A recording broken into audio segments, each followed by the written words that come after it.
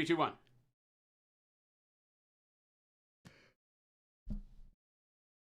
Chad, I did it. What'd you do? I did the 3, 2, 1 thing. You did 3, 2, 1. I have never seen you over there. No. And I'm going to keep my head down so I can't see you. Because this is very awkward for me, chat. Why is it awkward? This is very awkward for me. Danger Boy, thank you for watching our lovely stream. And welcome, everybody. Much, everybody. What's going on? Rattlecan, Scorched Earth. You guys are going to watch me. I knew it. What'd I tell you? What did I tell you?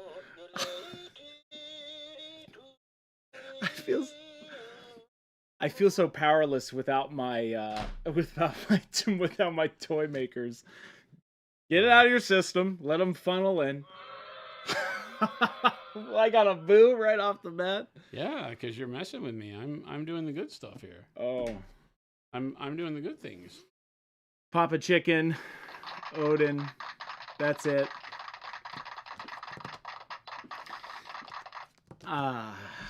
This is it. Non-metallic metal. I have the power. He has the power. Welcome in, everybody. Ogre, did you see the new ad already? Yeah.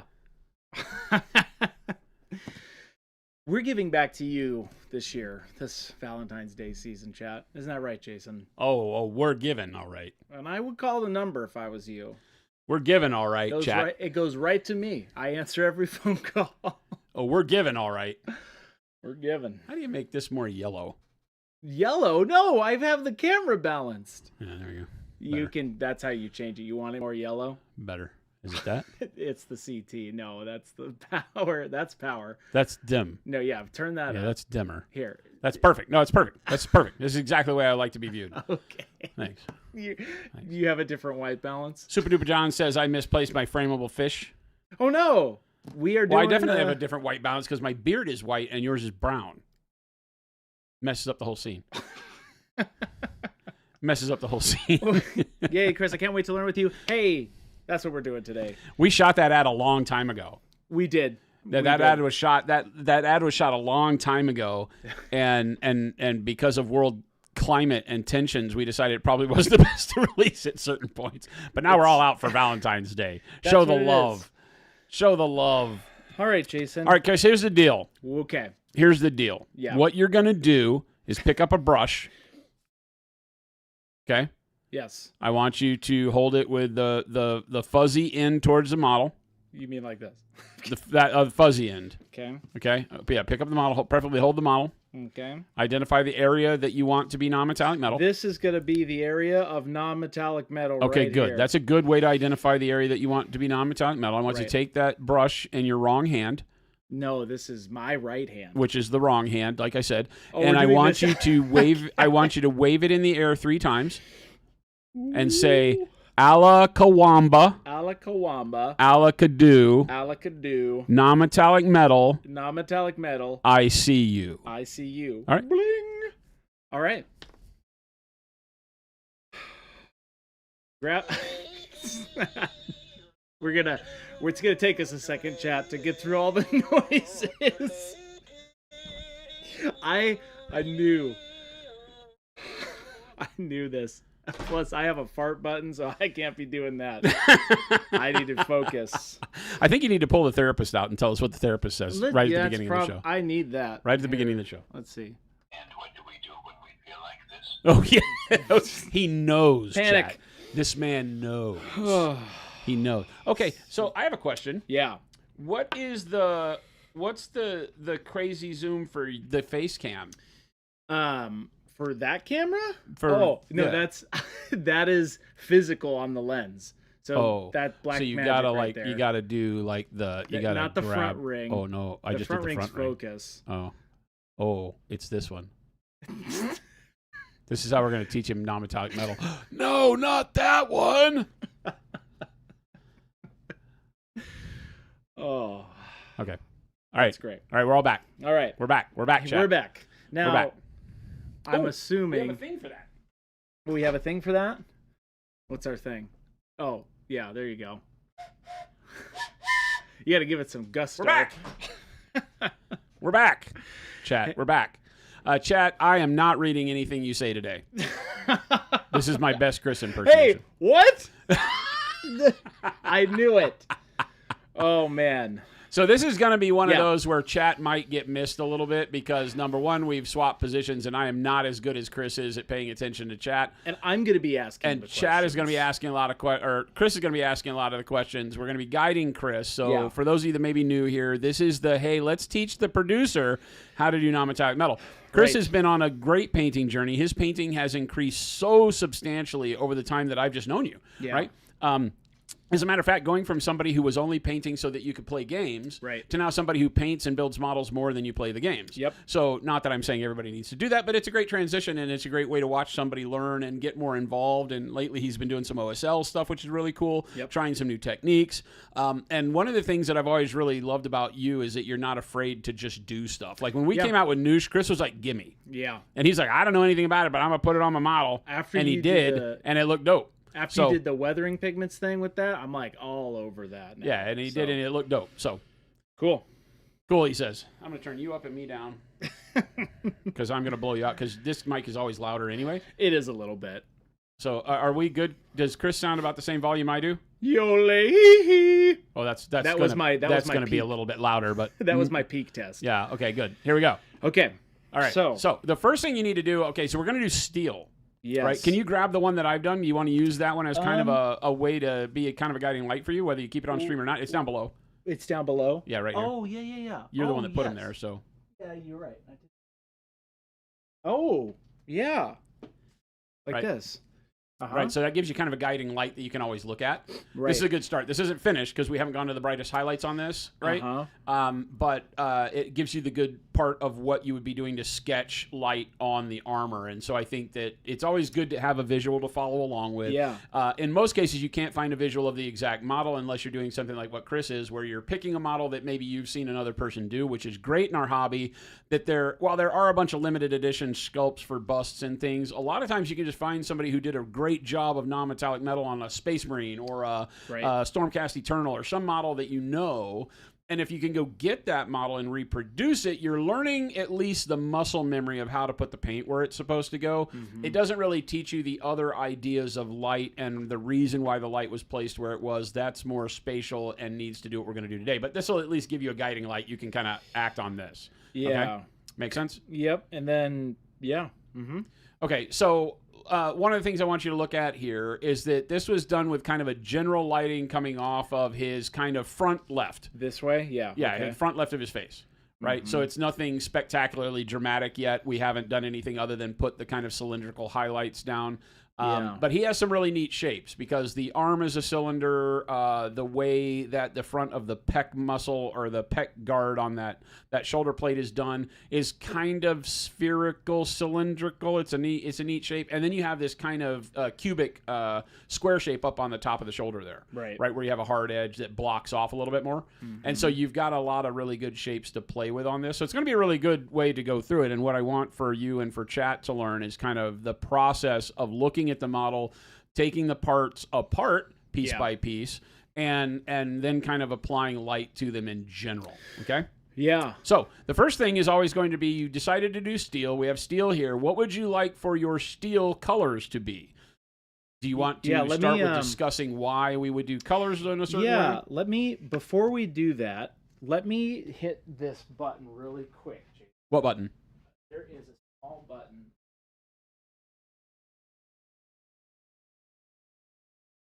Oh, we're going to record the whole show. Just so that I can, it obviously goes to the VOD, but He hit the record button because Okay, he couldn't tell me to hit the record button. there's so many buttons. It literally on there. says REC. So I bought this thing that's true. and I set it up, but So- he doesn't know that I can hit the REC button. I Just- feel seen, chat. That's good. Sorry. So to start, I'm thinking Payne's Gray. Is that too dark to start? No, I mean, Payne's Gray is a great background for steel.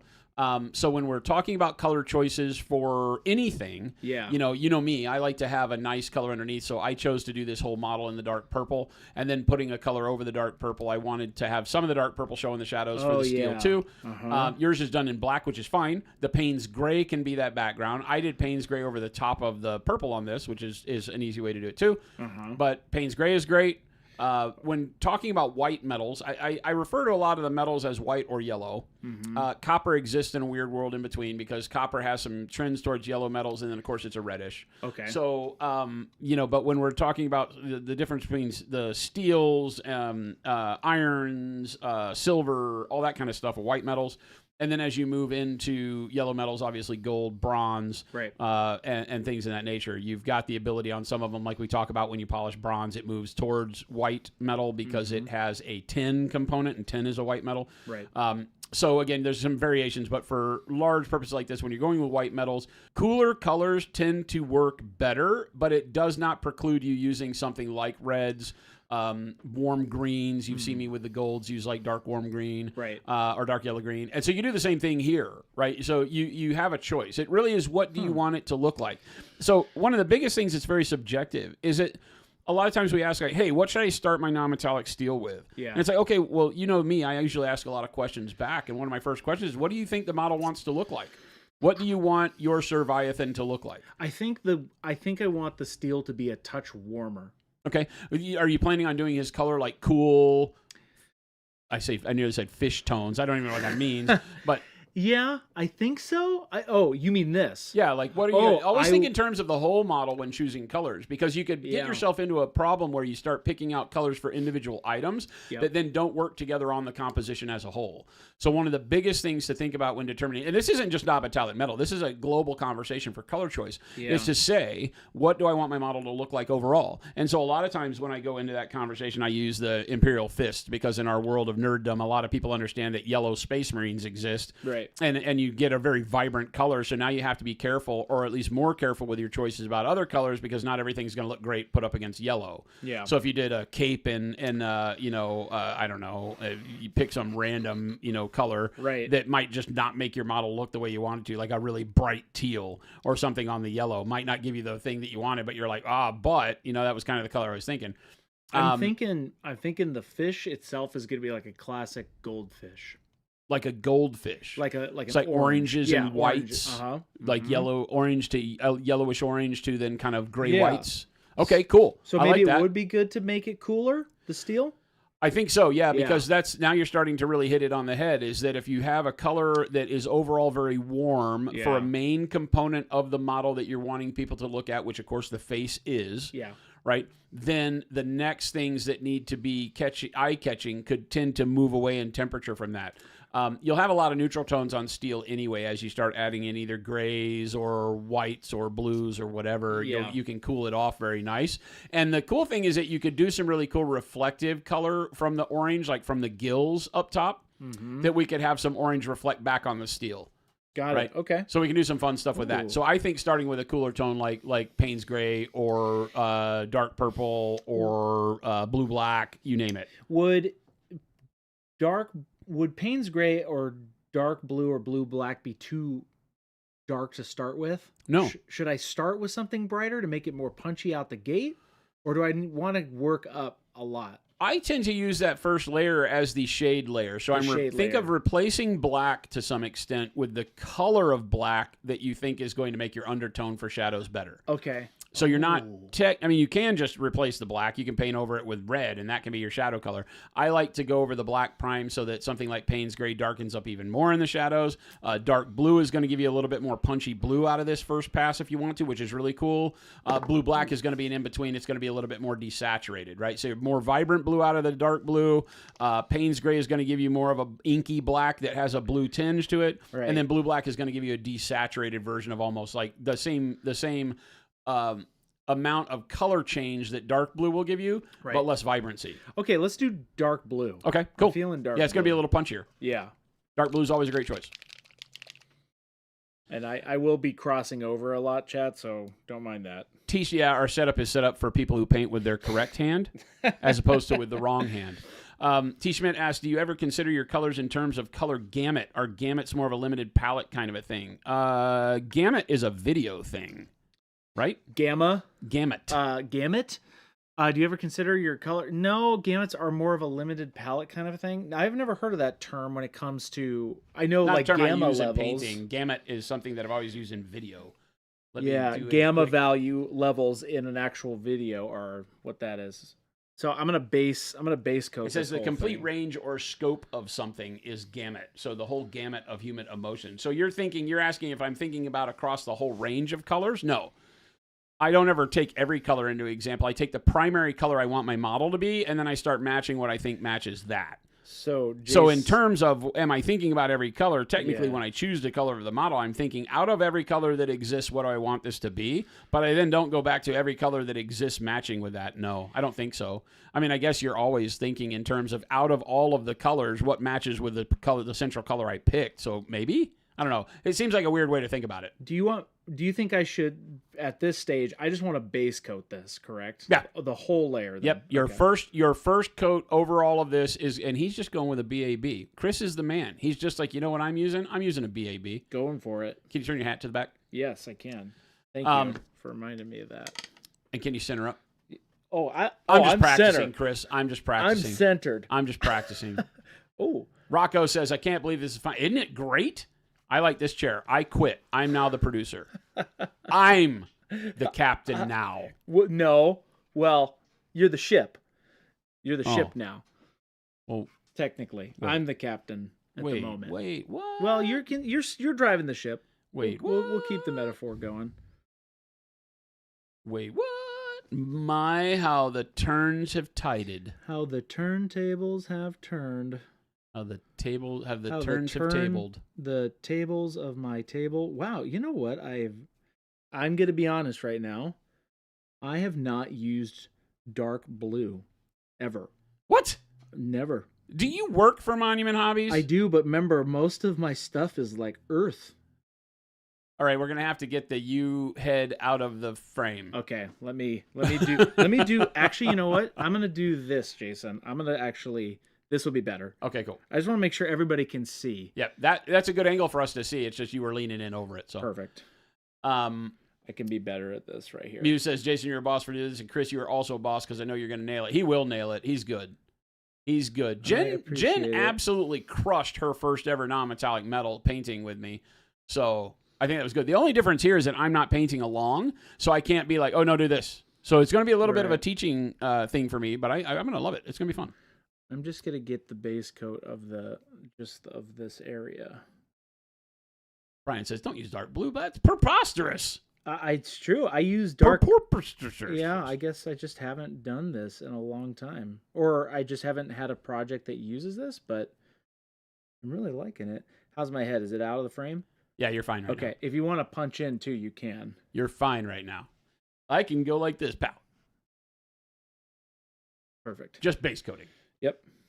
What you want to do here is now Chris is deciding that he wanted a more vibrant shadow for all of this. So he's not layering the paint to keep the black in any kind of a focus, maybe in between the panel lines a little bit, but the black is going to go away. So he's decided to punch up the metallics. If you wanted to keep your metal a little dirtier at the overall end of the look, then allowing your first layer like we do in our Just Do This video to glaze it so that you get a little bit more of the black in there and then punch it up. You could layer this base coat too.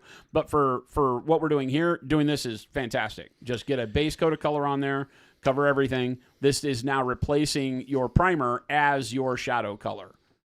Okay, I think I got it. I could do a little bit. Are you just going to do the breastplate, or do you want to focus on the arm too? I'm doing just the breastplate. Good start. I think just... Sup, nerds? Just so that What's going on, Zam Zam? That's your new name. Can Chris do his Jason imitation while in studio with Jason? I've never done one of those before. He's done it a lot. Not sure what you're he talking refuses. about. He won't do it in front of me because then he knows he admits to the truth of his charade. His charade. Double T says, dark blue or Payne's gray? He's using dark blue. Payne's gray is a less vibrant version of this. It is darker. It's more of I call it an inky black. Payne's gray is a black with a tinge of blue. Dark blue is a more vibrant blue in the dark shade. And then blue black is your other really good choice here if you want to go into the realm of blue because it's just a desaturated version. It won't have as much punch as dark blue. It'll be kind of an in-between. I'm going to keep this right over here so that... Oh, never mind. I don't want to. Okay, so from my...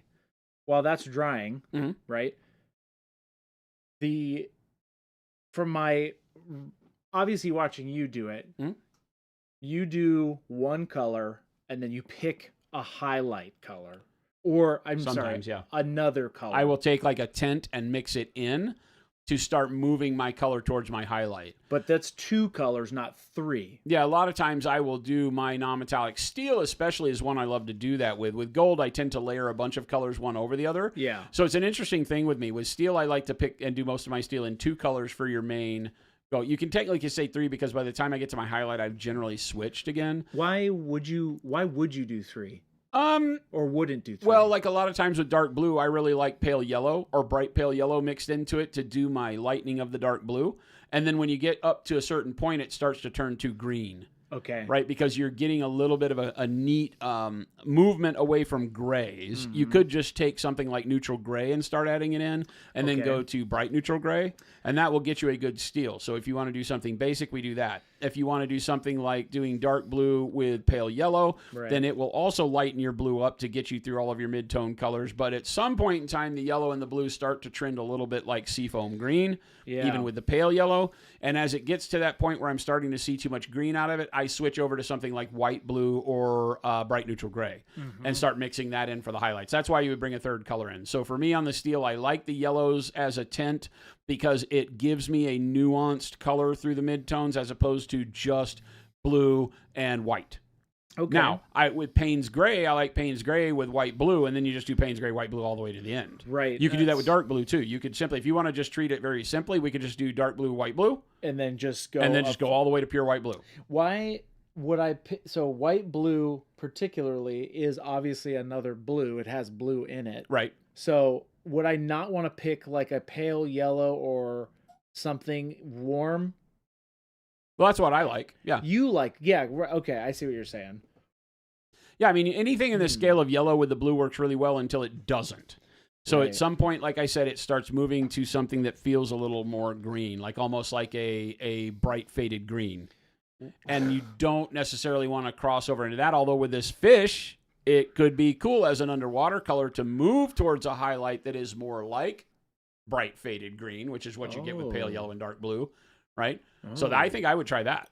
I don't want to force you into something you're not comfortable with, but I love the bright yellows, like pale yellow, bright pale yellow mixed in. I think pale yellow is the best choice. Pale yellow. And start mixing that in to get your tints. And we can do it for a couple of them and then switch if we need be. It's not a problem. Yeah.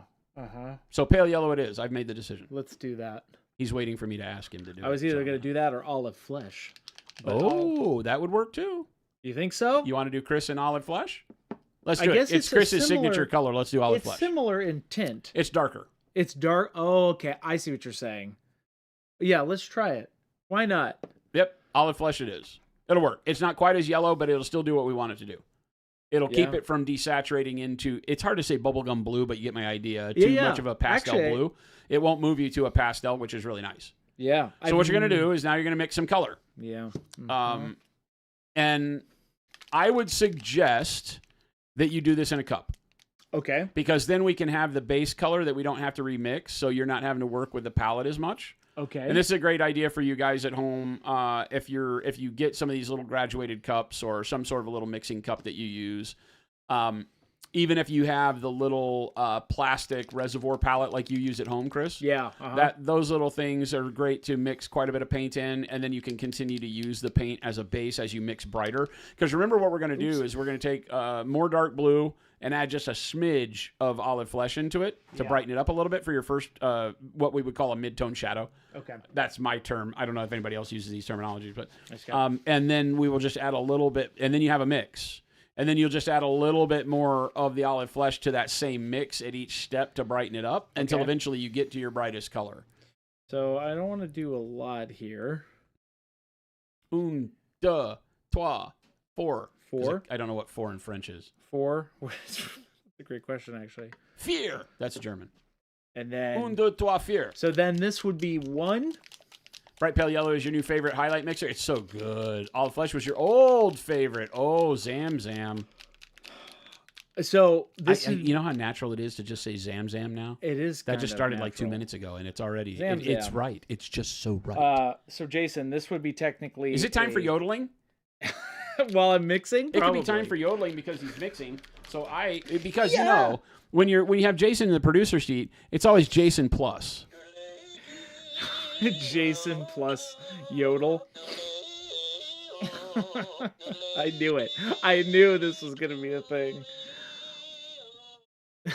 So I have 4 drops of dark blue. I'm just going to leave that right where it's easy to access. I'm thinking I'd just do one drop of olive flesh.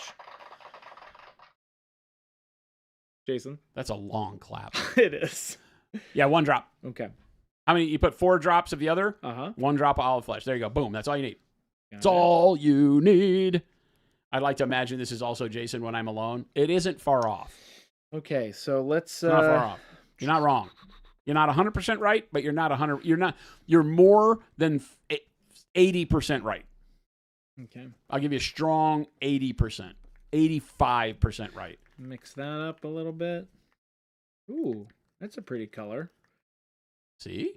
Mm-hmm. And it doesn't take a lot. Depending on the strength of the tint that you're using, all of our bright colors are very strong in their tint value, so it doesn't take a lot to move the color a lot towards brightness. And it may not look initially like it, so what you'll want to do is you'll just paint a test area on the model. Okay. And you'll see how much color differentiation you get. Oh, I'll just do that up on the top there. Okay? Okay. I think I mixed that enough. Looks like it. Okay, I would put a little dash of water in there. A little dash or of water? Or maybe a dash of glazed wash medium would be better. That'll help you guarantee that you can do the first kind of glaze pass with this color. Okay. Because this is where that method that I teach you on the YouTube video where it's the just do this. Just 1 drop? I would put 2. 2 drops? You put 4. You put 4 drops of color. Yeah. Put 3 drops in there. Okay. Because you have technically 5 drops of color in there because you have 4 blue, 1 olive flesh. Yeah. So now put 3 drops.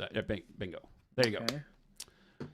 So it's a 3 to 5 ratio, medium to paint. Okay. We're not worried about color when you're putting the glaze wash in there. Doesn't matter. Treats them all the same. And mix that up. Mina Heron says, I'll be bringing offerings for you and the gang at Adepticon. What? Wait a minute. Who is this? Be aggressive with your mixing. Yeah, you're good. You're good. Okay. You're good. There you go. 1, 2, 3, 4. Is it cat? 5, 6, 7, 8, 9, 10. I can remember that wire. Okay. Brian, can I explain why we would use wash medium? So the idea here is to, in terms of when I'm teaching, right, the glaze wash medium allows the paint to lower in opacity by just a hair, right? Because we're not even doing 50-50, right? 3 to 5. So you're not decreasing the opacity enough that you can't get good coverage with it, yet you're making it easier to work with to limit the opacity when you want to do a quick kind of semi-glaze pass, which is what we're going to be doing. I might have put too much paint on this. This doesn't look dry enough. It's not dry in the crevices. You did go for pretty hard in it, but that's fine. You want me to, I have the blowgun. You're fine. Okay. I think it's fine. That's the color this You'll came get some out wet with. blending. It'll be your first wet blending experience. That's true. But the glaze wash also keeps the viscosity of the paint correct, so Uh-huh. it still feels like paint. So especially for beginners when they're starting to glaze, having the paint feel like paint is crucial because I just use water all the time, and water limits the opacity, so you can bring the opacity of the color down very quickly, but it also turns it into a watery substance because water lowers viscosity very quickly. So the glaze wash medium is a way to only do half the job, lower the opacity, which is what we want, without lowering the viscosity, so it still feels like paint, so that new painters don't have to. You can just work with the moisture on the brush, just keep the brush damp, and you can start glazing it on. All right. So now, Chris, Yeah. what we have to start asking ourselves now is where is the reference point of light? And sometimes it would be good for you to take a little bit of paint and paint that in a line on the background. Where is your light coming from? I would say, I would do it somewhere off of his Like left shoulder, here? not his right. I don't think I do it over there because you don't have Oh. enough of the metal in so that you're direction. saying this way. Yeah. So I would say like that way. Yeah, paint an arrow. Yeah, make that an arrow for yourself. Okay? There you go. Very That's where the cool light's arrow. coming from. Okay? So now that is, if you follow the tail of that arrow back to its source, that's where the sun is. Okay, Okay. I guess this one is like, yeah, I understand it. Yeah. So what Okay. you've just done by doing this, and we just did this really quick without you knowing the outcome. Yeah. The reality is that this arrow is now how all of your brush strokes need to take your paint and flow along the model. Because every single one of your brush strokes that puts a lighter color on the model will move towards that arrow. Yeah. All right? But it will Okay. move towards not just the arrow as an entity, but the arrow's directionality. So that's why I say, see the direction of the line? Yeah. All of your brush strokes go opposite to the way the arrow is pointing. In most cases. There's going to be some shapes on here where that's not what we're going to do, but that's the basis. So every one of your choices for where to put your next brighter color will move towards that arrow. Does that make sense? Move towards it that way? Yeah. Okay. Yeah. Mm-hmm. Yeah. Well, on some of your shapes, it may move up the shape. That's true. Right, because each shape is different in how the light is going to travel to reach the direction of the arrow. Right. Right. So holding it the way you're holding it right now. Yeah. Just let's go through this real quick.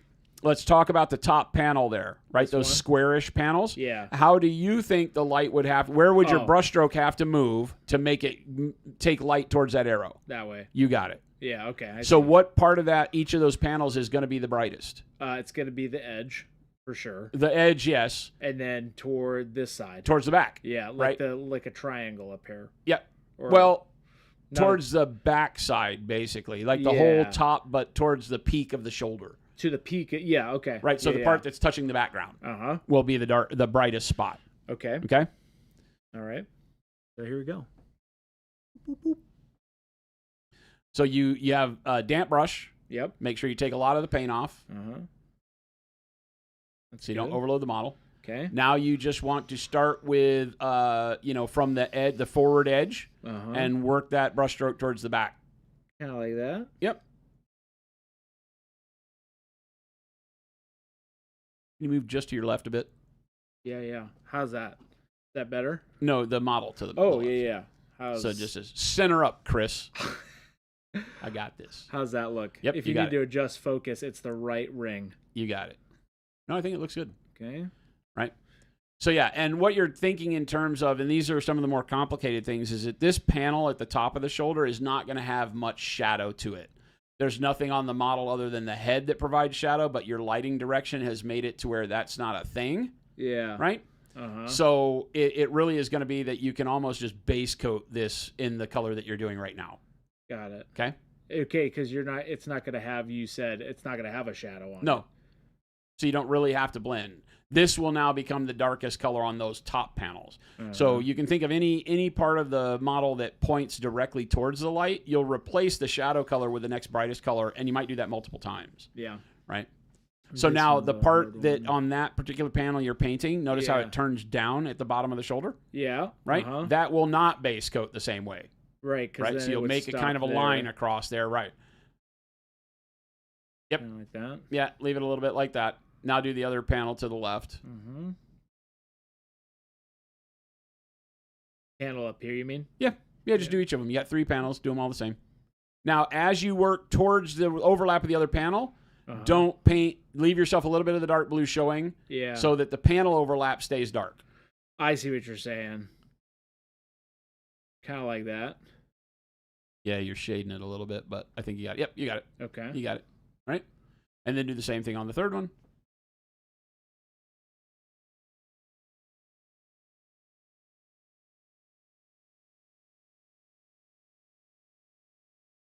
And I'm not going to tell him where to put every brush stroke. Don't worry, Chad. That's not really teaching. That's him painting for me. Okay. So that's a good start.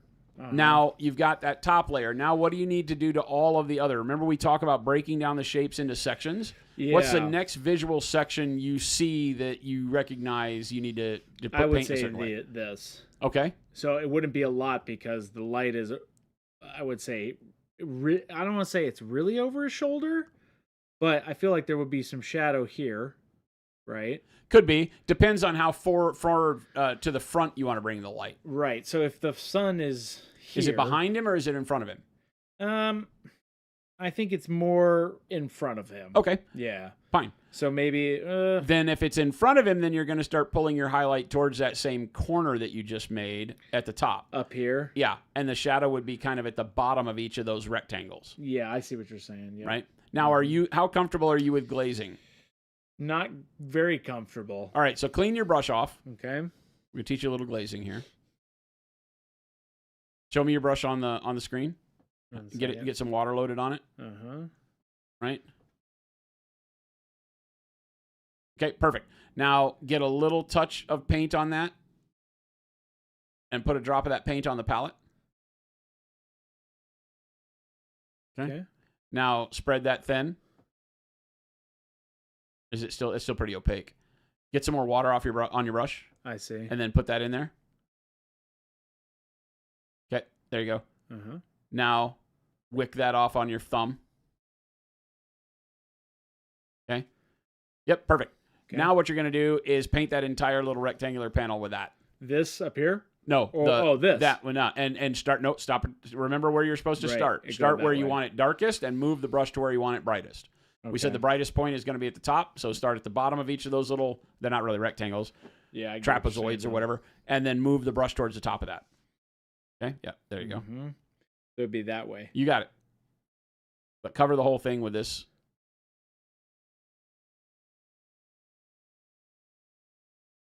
I feel like there's too now much you want water. so you want to make sure that you're doing your brush stroke from the very bottom to the very top. Don't start in the middle and go back.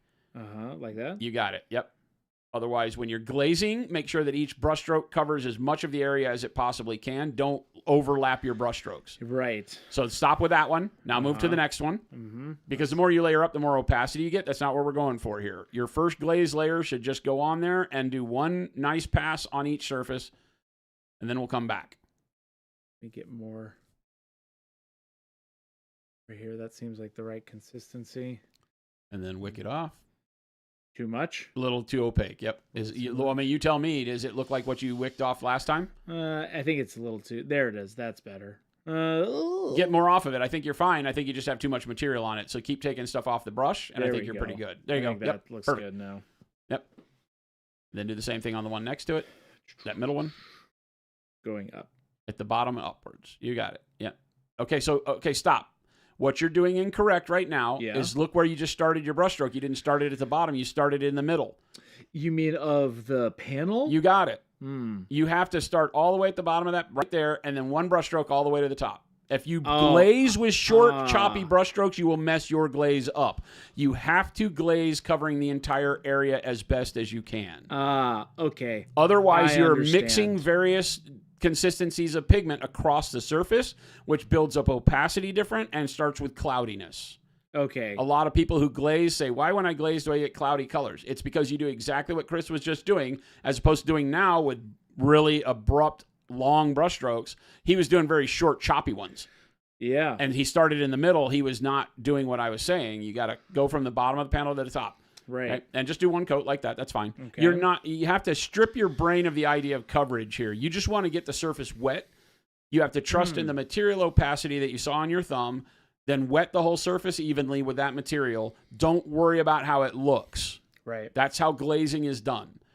All you're really looking at is test it on your thumb or whatever palette you have. And then when you get enough of the liquid off of it, get the surface wet with that material evenly by going from the dark area to the bright area in this case. You can you can also glaze from bright to dark, but that's not what we're doing. Okay. And get it covered. And now you've got your first layer. That's going to need to dry. Yeah. Right? So you can do the same thing with the same consistency paint on every other panel while that dries. So, okay, you mean on these panels, You got it. Now, look at my reference model. What did I do across the breastplate? Let me grab it, actually, just so that we can all see it. You were focused kind of like up here, right? Well, kind of in the middle. Yeah, right? Because just like you, I have a darker spot along those little rectangles you just painted. Yeah. And then that darker spot, I decided to bring it out and do a more cylindrical highlight across the breastplate. So I have that tornado shape, I call it. Yeah. Right? Which is how I would do those cut spheres. Right? And so I would say replicate as much of that as you can. So your brightness is going to pull from both sides of these panels into the middle. Know what I'm saying? So both sides of the panels into the middle. You got it. So now how does your brush stroke need to go? from really far? No, And it needs to go from each side to the middle of the panel. Oh, so it'd be go here. Remember, your here? brush stroke when glazing, or really with anything when you're doing your brush strokes, your brush should go from where you want the least amount of the color on your brush to the most amount of color on your brush. Okay. And when you look at the way that's highlighted, using this as a guideline, the most highlight sits in the middle of the panel. Yeah. So that means you're going to have to brush from both directions of the panel to get to the middle. You can't get to the middle from the left and the right simultaneously. Understand what I'm saying? Yeah. So you'll start a brush stroke that goes from the top or right to the middle, and then go back and go top right to the middle and do all of one side to the middle, and then go to the bottom side and bring it up to the middle and let the pool of paint meet in the middle there. Okay. Make sense? Yeah. Uh-huh. Yes. Okay. Yeah, Chris is getting it. Same consistency as that too, right? Don't worry about how it looks, is how I paint. I don't think I have enough paint there. You're not interested in doing non-metallic metal, but when I decide to add it to my skills, I'm going to live in this video somewhat civil. We're learning a lot of other things that are not indicative of non-metallic metal. The non-metallic metal part hasn't really even started. This is just layer painting. Yeah. This is just how we paint. So wherever you feel comfortable starting, pick your midpoint where you're going to go. Midpoint will be just, figure it out in your head. Don't make a mark on the model. Oh, yeah. I think it's But the going to be midpoint of each panel is like somewhere right around there. Yeah. So then you'll do a brush stroke to that point, up from the bottom to that point. There you go. And then go next to it and do another one. Don't keep doing the same spot over and over. Right. Keep covering. There you go. Yep. There you go. Exactly. Just keep doing that, and then get quick with that, and just now, you stop. You see this right here? Uh-huh. Do I need to be going more? No, you're glazing. Go. Well, yeah, you can do the trim too. You can go from the trim to the middle. Yeah. Right. Don't make the tornado shape yet. Just go from the trim to the middle and make this whole thing. I had that in my mind, making this tornado. No, shape because what you're doing right now is glazing, so the dark blue is going to show through this. Right. We'll do the shape in the next one. So that's kind of where I would do from that side. Now go from the top to the middle. I feel like I need a little bit more paint over here.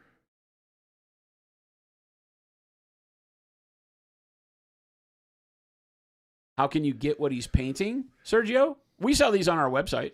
This is one of our Texture Trainer framables. Surviathan. This is Surviathan, one of our framables. Okay. So I'm going to get back over here. And then I'm going to go this way. Yep, you got it. Same thing. And then just stop in the middle where you stop that. Don't go beyond the middle point. Yeah, there you go. And you see how the pigment's piling up in the middle there? Yeah. Just let it do that. Okay. Mm-hmm. There you go. Bingo. Done.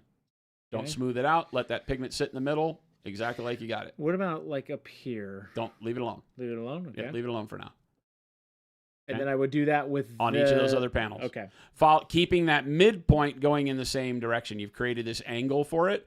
Make sure that line, if you will, goes the same way and creates the midpoint on each of the other ones. Right. I'm trying to get a really good angle here. Yep. There you go. Yeah. Perfect. Yeah. There you go. Bingo. And then I would start here. You'd start not there. Up here. Nope. You'd start right there. Yep. Because you already did the other stroke on that last part. Right there. Yep. There you go. There you go. Bingo. Now do that last one. Over under our if we hear stop crying at least one. Chris, stop crying. What?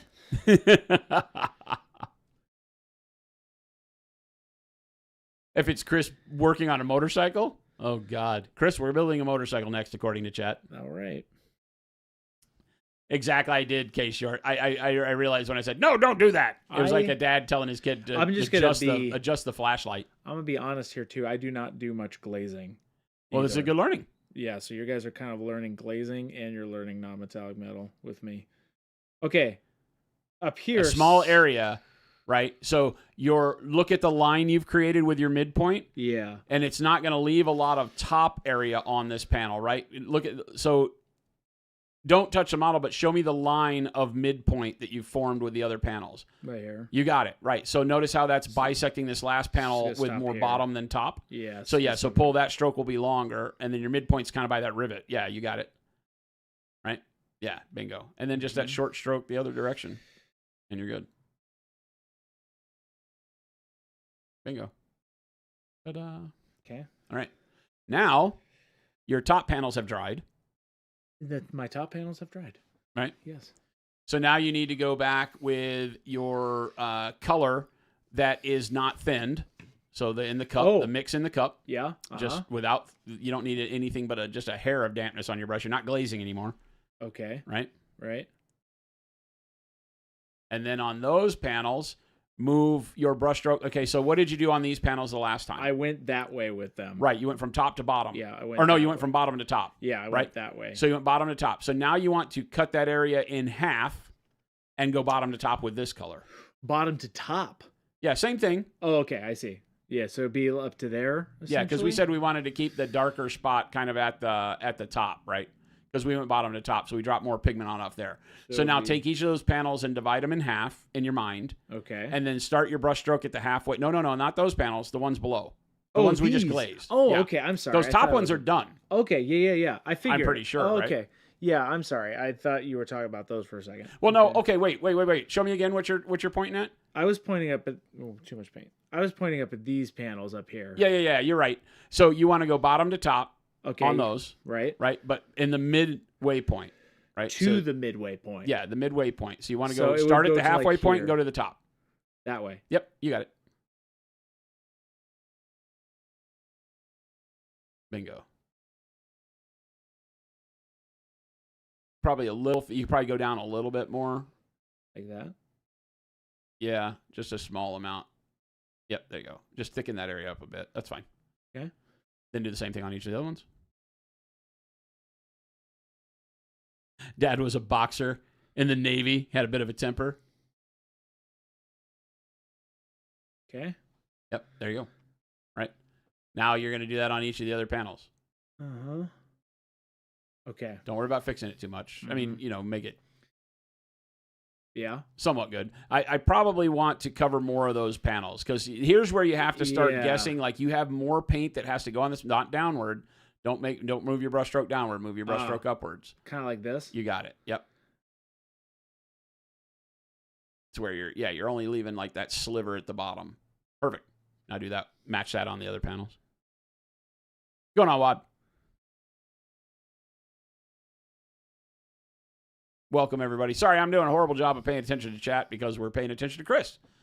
This whole journey is teaching Chris some of the basics of non-metallic metal, which is also the basics of glazing and some other fundamental techniques that he's going to need to learn to really pull it off. Yeah. Okay? Uh-huh. Okay, now, so that panel's done, or that set of panels is done. Yeah. What are you going to do? Now you got to move to the ones below that, right? Because you're basically going back and repeating the process now that your paint has dried. You do one layer of glaze, and it starts drying from the beginning. Right. So now on these... Would it go up? Is that what we did on the last one, or did we pull it down? I think we pulled it down. I think we did, like this way. Yeah, we pulled it down. Right. Yeah. So go ahead and pull that down. Okay. So cut it in half. Right. Let me clean up this a little bit. Make sure it's in focus. Does that look in focus to you, right? Yeah. Okay. Oh, actually, no, we did pull these up towards the edge. I think so. Yeah, we pulled them up towards the edge. Like that. Yep, you got it. Okay, so again, you're going to divide it. I would say go further than half. Go like 3/4. Okay. Right? Yeah, like and here. Then move your brush upwards to the top. Yep. Okay, I'm going to make sure you guys can see this. Yep.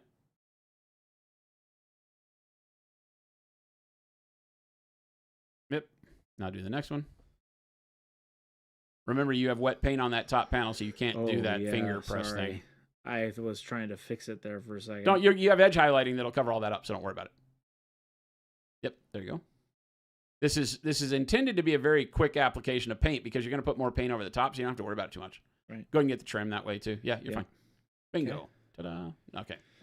Now, you have to start doing the kind of tornado shape on these panels on the front. And so you have your line set up where you brought your pigment to, which you can kind of still see. Right. Right? And so, yeah, start on that big one. And what you're going to do, right now what I do is I would edge highlight that edge because that's a bright edge. So I would go ahead with your tip of your brush and edge highlight that whole edge first. That sets you up with the dimension of what you're painting. And sometimes is a really good way for your brain to wrap around what you're doing. Now you're going to go in to make your tornado shape, and you're just going to start pulling brush strokes centered on your line that match that edge at first and then get narrower as you go down. Does that make sense? Yes. Or no? So let me say this, right? So I'm going to not What's your comfortable direction of paint right now? up. Up? Going that Okay. way. Okay, perfect. Right? So then I would start not at the edge. I'd start here. Yeah, not at the edge, kind of inside the edge, and just go along that edge again and do it like that. Oh, no. Okay. Incorrect. Okay. Where is your line of pigment supposed to be? Right here. Right. So why did you just thicken it up at the bottom? At the bottom? No, you just painted the bottom of it with paint. Why? I think I'm confused. You just put paint at the bottom, but that's not where we're building brightness. Isn't your brightness trying to be in the center of the panel? Yes. Okay. So you want how to tell you this? Again, the tornado shape is a triangle starting from the middle, though. Your brush is over on the left side for some reason. Oh, you mean so I need to be going this way? No. This is tough. Yeah. So the middle of this panel where you made your other brush strokes form in the middle, you have a line of pigment. Yes, right here. Yes. That's your tornado location. So I shouldn't go towards that way and then go smaller. Let me come up there. Yeah. This is the part where it's tough because it really needs to be able to have my hands in here and show you every now and then. So what I'm talking about is that right here, but you're right-handed. Oh, that's true. Right. So is that I had you do this line here. Yeah. But your tornado is going to follow this line. You were putting paint out here for some reason. Oh. So your tornado's in the middle. So I'm going to do this first one for you to set it up. Right. So here I would want to make my brush stroke start like this. Oh, okay. Because what you're doing is covering up that area that you pulled your brush strokes to before. Okay, I was yeah. I get it. I'm going to pull this over a little bit further than I normally would just to cover up some of what you're doing there. What you were saying with the go towards the middle and make the triangle. Yeah. See now what I'm saying? Uh-huh. So now what you've done is you're creating that. Before you pulled your glaze brush strokes to the middle and stopped. Yeah, that's you did it from this direction and stopped, and this direction and stopped, and formed a line that went right down the middle of the panel. Yeah. Now what you want to do is take that line and turn it into a tornado. Okay. Right. So you're basing everything off of the tornado center of the area, not any of the edges. Right, that's what I was trying to get across. Understood. Is that now you're changing the shape of where you're placing light because now you're really starting to want to put your highlights in someplace. Make sense? Yes. Everybody see that? Uh-huh. Okay, cool. That makes sense. Yeah, because you're not always. Don't get wrapped up. Let me get back to the mic. Yeah, you're good.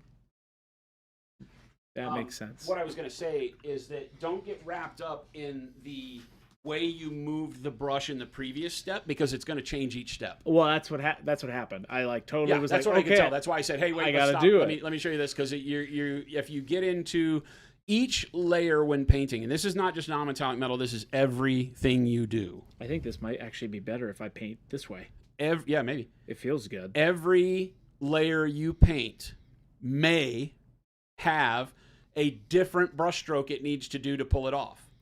Right? Uh-huh. Sometimes it's because you want to put texture on a thing. Sometimes it's because you're glazing into an area. You're doing what we're doing now. You're creating shapes, freehanding, whatever it is. So don't let your brain get locked into the same repetitive brush stroke because you may start moving pigment incorrectly. So when I say always move your brush stroke towards where you want the least amount of the color on your brush to where you want the most amount of color on your brush is exactly the way to say that. That's what we're doing here. So if I hold the model like this, right, for me, going up this way feels more natural. Fine, that's fine. That's fine. Still keeping in the same brush stroke idea?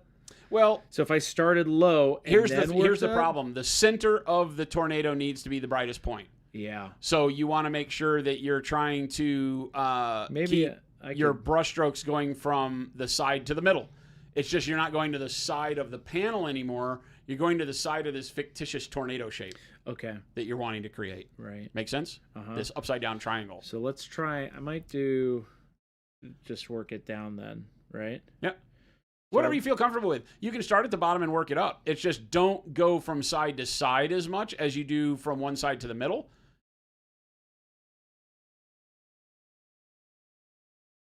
That's actually working.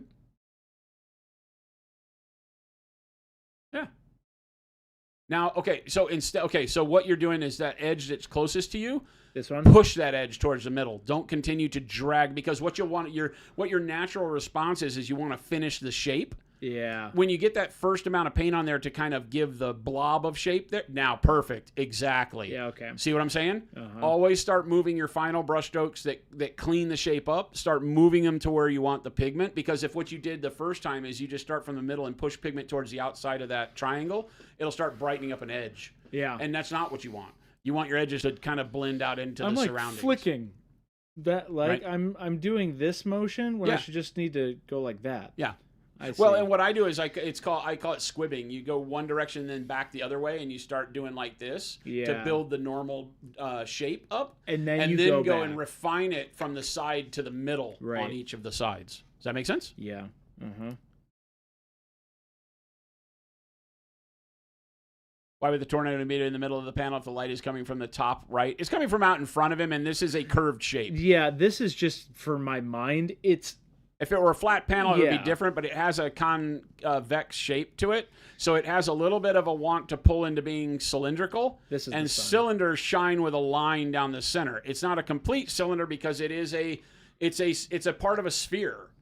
And so Yeah. you could do this in more of an elliptical manner, but this shape is odd. This shape flattens out at the end of the panel and curves at the top of the panel. So So- that's why I'm creating a tornado shape so on if it. I go right here and then up. Well, remember, you want to kind of move. Well, yeah, because the way your tornado is right now, you just want to make sure that they line up. So, yeah. Yeah. Oh, Yeah. right here. Yeah.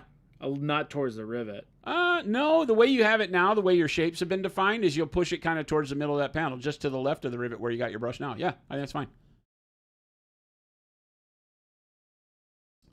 Yep. I didn't do a. Yeah, Rocco, that's what we teach all the time, is wherever you pick your brush up is where you leave the most amount of pigment. So don't push your brush stroke to end in the shadows if you're painting with a bright color.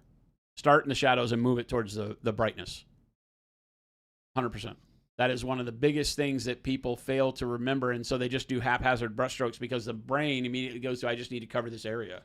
And it's less about where the brush is moving, and then you can get cloudy pigment depending on how thin you're painting, and you can obscure your blends very easily by doing it that way, or Okay. find that you don't really have good blends, right? Okay, so I got the 3 little tornadoes. Yep. Now you just need to go and get brighter paint. Okay. Make your next brighter version of this paint. Using the same cup. Lift it back up again, because I don't think Yeah. we did much with the trim on the bottom. Go ahead with this color and edge highlight the smiley face of the trim at the bottom. Oh boy, you mean like this way? Yep. On the outside. On the Right here? no, on the inside. That Like that line, yeah. Like that? yeah. Do a brush stroke to highlight that. It doesn't have to be thin. You're just trying to create this same color along that edge, but on the trim edge, not on the side that you just painted. Done this edge. You got it. Yep. And again, yeah, you can paint half of that trim this color. It doesn't matter. Yeah, perfect. And then when you go up, thin that line out as you go to the next spot up above. You mean up here? Yeah, don't do it as thick up there. Okay. And then don't do it all on the one above the next rivet. So between those two rivets, just do a thin edge highlight. You mean like down to here? Yeah, just the area between those two rivets or whatever they are. Okay. Just do like that. Yeah, there you go. Nice. And And then don't really do, maybe just a hair on that one. Go up to the curve where it hits the tornado that you just painted. Do like that. Yeah, and then leave it alone. Don't do anything. Okay. Okay. Yeah. All right. Why isn't Chris using a glaze consistency for the tornado? Technically, you use the glaze consistency for the first layer that's underneath it, and then you brighten it up to give the tornado definition, because what we're doing right now is we're sketching in highlights, basically. But I didn't want to have him just start sketching with high contrast highlights, because that's a more advanced technique. We're having him build it up with some glazing, which you can already see the shine starting to take place, with just basic knowledge of glazing. You don't have to really work hard at it. He's going to get a great result here. Okay. Now just make the next brighter color, and the next brighter color I would add, show me what you got left. All Remember, you've been using paint. Right. So you might say, oh, well, let's add 2. Try with 1 drop again into that, because you have less of all the colors. Dark blue. No, of the olive flesh. Remember, you're going brighter. Right. You're attempting to continue going brighter. I would do 1 drop of olive flesh and 2 drops of glaze wash. I'll make sure So that that's- now you are at you were at 3 to 5. So You'll one be drop? at 3 to 6 now. Yeah, 1 drop I think is good. And stir that in and see what we get. I want to be careful with the color here because your control is going to be a little bit less. So if we stage it by blending smaller steps, I think is better for you. I would normally brighten it up a little bit more and then do a lot more glazing to control my opacity of the color. But for layering and beginning, I think this is a much better approach, is to just creep along as you blend in your color brighter and brighter as opposed to making big jumps. Yeah. Big jumps between brightness cause you to have to glaze more and be more controlled to make sure you don't get too much contrast built up. Because the secret to non-metallic metal is really to keep your contrast low until you reach about the halfway point and then punch it up 1,000,000 degrees, right? You want to go from black to black gray to black gray to not as quite as black gray to white. Okay, so that's my kind of my color now. Yeah, that was good. How's that look? Yep, looks good. Okay. All right, so now you have set up everything you need. Right. We're going to pretend like the little circle on there is going to be gold. We're not going to paint that. Okay. So all the panels you've painted, you've done pretty well. And now we just need to start. You've set up where your highlights are. Now you're going to take that same area you did your highlights, and now you are going to repeat everything you just did, making your area of painting smaller and smaller. Right? So every panel, the way you just did it, you're going to do that again. And we did 75% of each panel. Yeah. Now you're going to do 50% of each panel. Okay. With this color. Mm-hmm. Same brush direction. So here it is repetitive. So I guess my main thing right now, I don't know why I'm getting hung up on this panel. I'm pushing up. Yeah. Right? And you did 75% of it with the previous color. Right. Now you want to do half of that panel. Or if you think about it like this, remember we did that video that was called the rule of 50%? Yeah. You've got the panel is X wide. Yeah. Your first color, you painted 50% of it. Right. Your next color paints 50% of that color. Your next color goes 50% of that color, and that's the paint yourself into a corner mentality. Yeah. Eventually, you run out of the ability to put any more color on because you can't paint 50% of nothing. Right. You run out of space. Okay. So this little panel, you paint a little bit more than 50%, but now take that color that you get in the brightness, split it in half, and put this color into that half. Okay. Same direction with the paint. Let me see. Now, technically, we would want to do it a little glazy now. Okay, we will. Oh, that was actually I was just about to ask you. A little bit more dampness on the brush, but not quite as much glaze as we did the first time. We're going to bit go more a little bit dampness. more and not worry about smoothness on this. We're going to go now with just ultimate feel. How's that? I think that's great. Yeah, get rid of more moisture. You're still too wet. Okay. There you go. Perfect. And then I think this is the best way for me Yeah, to hold pick this. whichever way it is, and then just paint half of your previous color. Not necessarily half of the panel, half of the area that was covered with the previous color. Okay, so like that. Yep, you got it. But that's like the whole panel, Chris. Yeah. You only want to paint half. Or like really half. No. Half along. Remember how we've been going? Yeah, I guess The whole length of the panel, but you only want to paint a small sliver of it as it moves to the back. Okay, so like this, like cut that in half. You even. got it. Okay, so like right here. No. You have a rectangle. Yeah. Go right across the rectangle and divide it in half, like a sandwich. Yeah. And paint the top piece of bread. You see? That you're looking at a side of a sandwich? Yeah. Paint the top piece of bread only. Okay. Does that make sense? I kind of. So I did too much up here, correct? You did. So It's fine. I need to cut it in half is No, what you're here, let me show you. Yeah.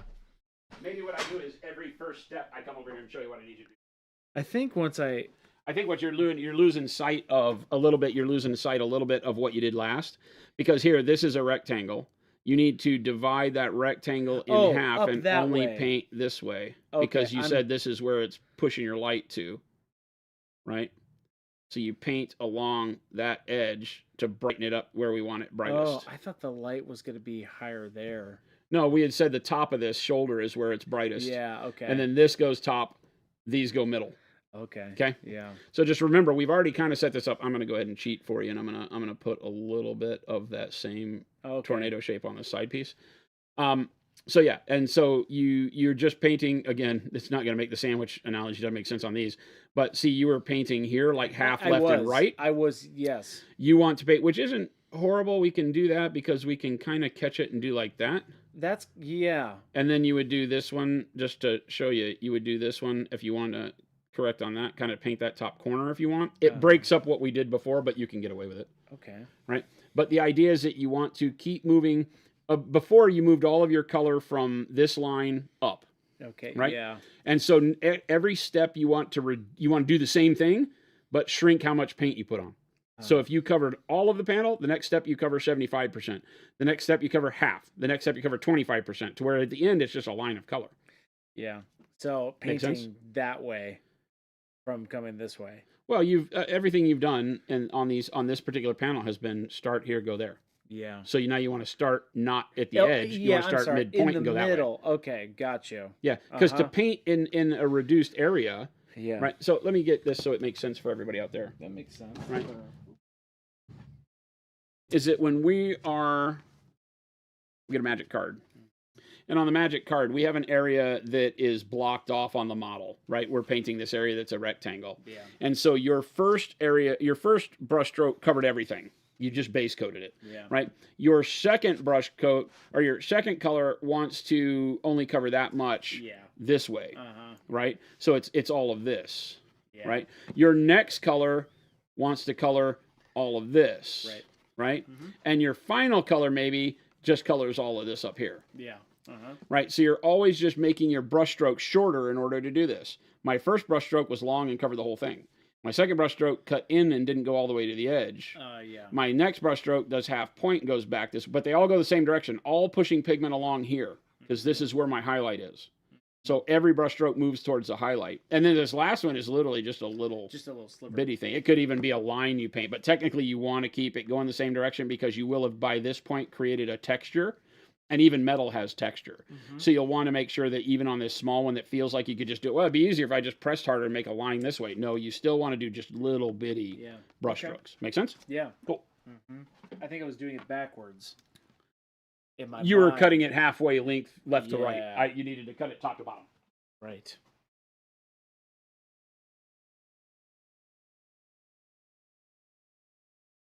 Okay. So then that area is fine. I get it there now, right? So that's good. Yeah. Now on the front panels, the front side of that, same thing. You went from bottom of that panel to top. I went. So now you can actually see. I can see a line. Can you see the line on the panel you're looking at right now? Where the other color was? Yeah. Yeah. Like okay. That. So now take the area of that color and divide it in half and paint this color in that half up to the top. Like that. You got it. Yep. I want to make sure you're understanding the concept of filling in what we just talked about. So on this one, it's easier to see. Just paint the upper half of these. Yeah. With the same brush stroke going from bottom to top. And this is more glazed consistency? A little bit. I think I'm not getting... I'm worried less about that and more about just the coloring and the placement. I think that's fine. Okay, so let's do... Is that in focus? I want to make sure. Yeah, it looks good. Let me hold it this way. And you're doing a great job. It's starting to look really good. So it's going up. Yep. I'm cutting this in half. Cutting that in half and paint upwards. You got it. Bingo. Fantastic. Perfect. Okay. And then I go up to this one. Same thing. Yep. Leave a little bit more of that gap for the panels because that'll be your shadow. Yep. There you go. Bingo. And then finally that last little bit there. Yep. Bingo. Ta-da. Now, yeah. Do you think that was a bright enough step? Yeah. I mean, you could probably extend it and cover more. Yeah. Okay. Right? So you could lengthen that one up a little bit. Yeah. So if you put one more coat on there and just do the exact same brush stroke but make it a little bit longer, you want to cover the whole area you just painted.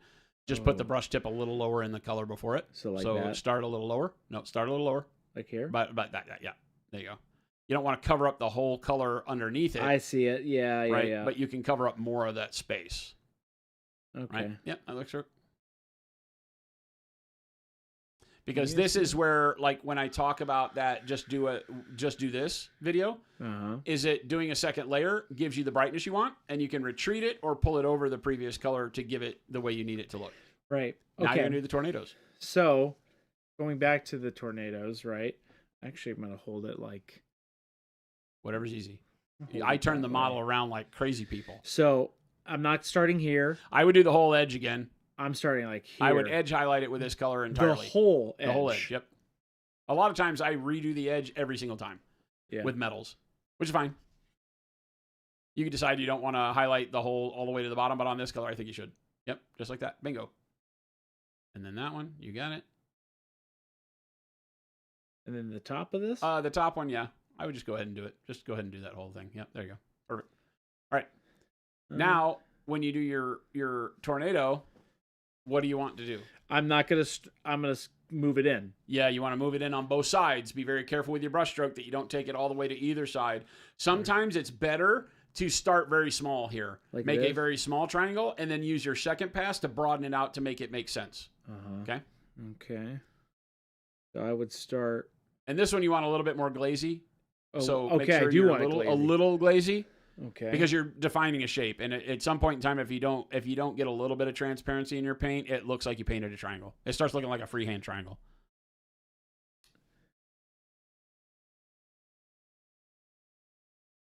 Yeah, a lot of times, like Highborn is saying, is that as you are doing this, if you can highlight an edge, go ahead and do it with every color, because in the color that you're painting, it sets up some contrast that you wouldn't otherwise have that can kind of help control how you paint your light. And you'll find that on a lot of edges, if you watch me, I paint the same edge for the same distance and cover it all up 3 or 4 times until I get to the brightest color. Okay. All right. So this is my consistency. By the way, you're killing it. I appreciate it. The right here. So, like I said, you see the triangle, right? It starts. You're saying start smaller and I can work up. Yeah, then you can build it out. All right. Let me try. Don't start too small because you don't want to have to, have it too crazy. But yeah, like that. There you go. Yeah. And then take it down as far as you can by keeping the distance from the sides the same all the way down. Yeah, like that. Boom. There you go. Careful. Don't push it out all the way to the side. Because remember, as soon as you cover up all of the previous color, you've now created contrast that can't be fixed as easily as you want to. Okay, so you have to leave the paint before it visible along the edges. So you did. That's good. That, right? Now I would go back. I would wipe more paint off of my brush, and I would make sure that the shape matches the dimension of the shape before. So yeah, broaden it out a little bit on the top, but don't go down too far. Yeah, and then on the other side, just a little bit. Yeah, very delicate brush strokes is key here. That's perfect. Great. You can even see where he put paint inside the lines of the other one. Right? Perfect. Looks great. Once it dries, it'll be less intense anyway. Then just do the same thing on all the rest of them. He's getting it. For somebody he does not blend very often. Right? I don't glaze ever. I'll just be straight up. Like I am typically... Marshall Stout, that's what Flamon does, was sketching the highlights brightest and dark first and glaze into the mix. Yeah, he does banding color when he does his sketches are very, very high contrast, and then he blends between his bands of color. I don't have the patience for that, so I blend as I go. There you go. Bingo. See, now that just feels like that became more natural for you. Yeah. Because you're starting to get what the ultimate goal is. Now, be careful because like what I just saw you do, you moved your brush along to make an edge. Yeah. Careful with that because you'll leave pigment on that edge and it'll make it more stark. You always want to remember to make sure your brush strokes go from the outside of the triangle to the center. Yep. You can do that first quick sketch, and then when you refine the edges, make sure they go edge to center, edge to center, edge to center from both directions. Again, it's all about where you end your brush stroke leaves the most pigment. Right. So your first layer that you put on there is kind of we call it sketching for a reason. You're just throwing color on the model to see if that's the right color. And you put it in the spot. And then you refine where you put the color, and when you refine is where your brush stroke makes the most difference. There you go. Yeah. Okay. Yep. Looking good. Let me put this down for a second. I want to get some water. Yeah, you're killing it. Looks really good. Water to drink? Water drink. Yeah. That's good. Very intense process, and the layers are so thin. Yeah, from Flame On, 100%. Yeah, and he does like what I call stipple glazing because he's doing his glazing in such a minute area sometimes with just the tip of the brush. Ain't nobody got time for that.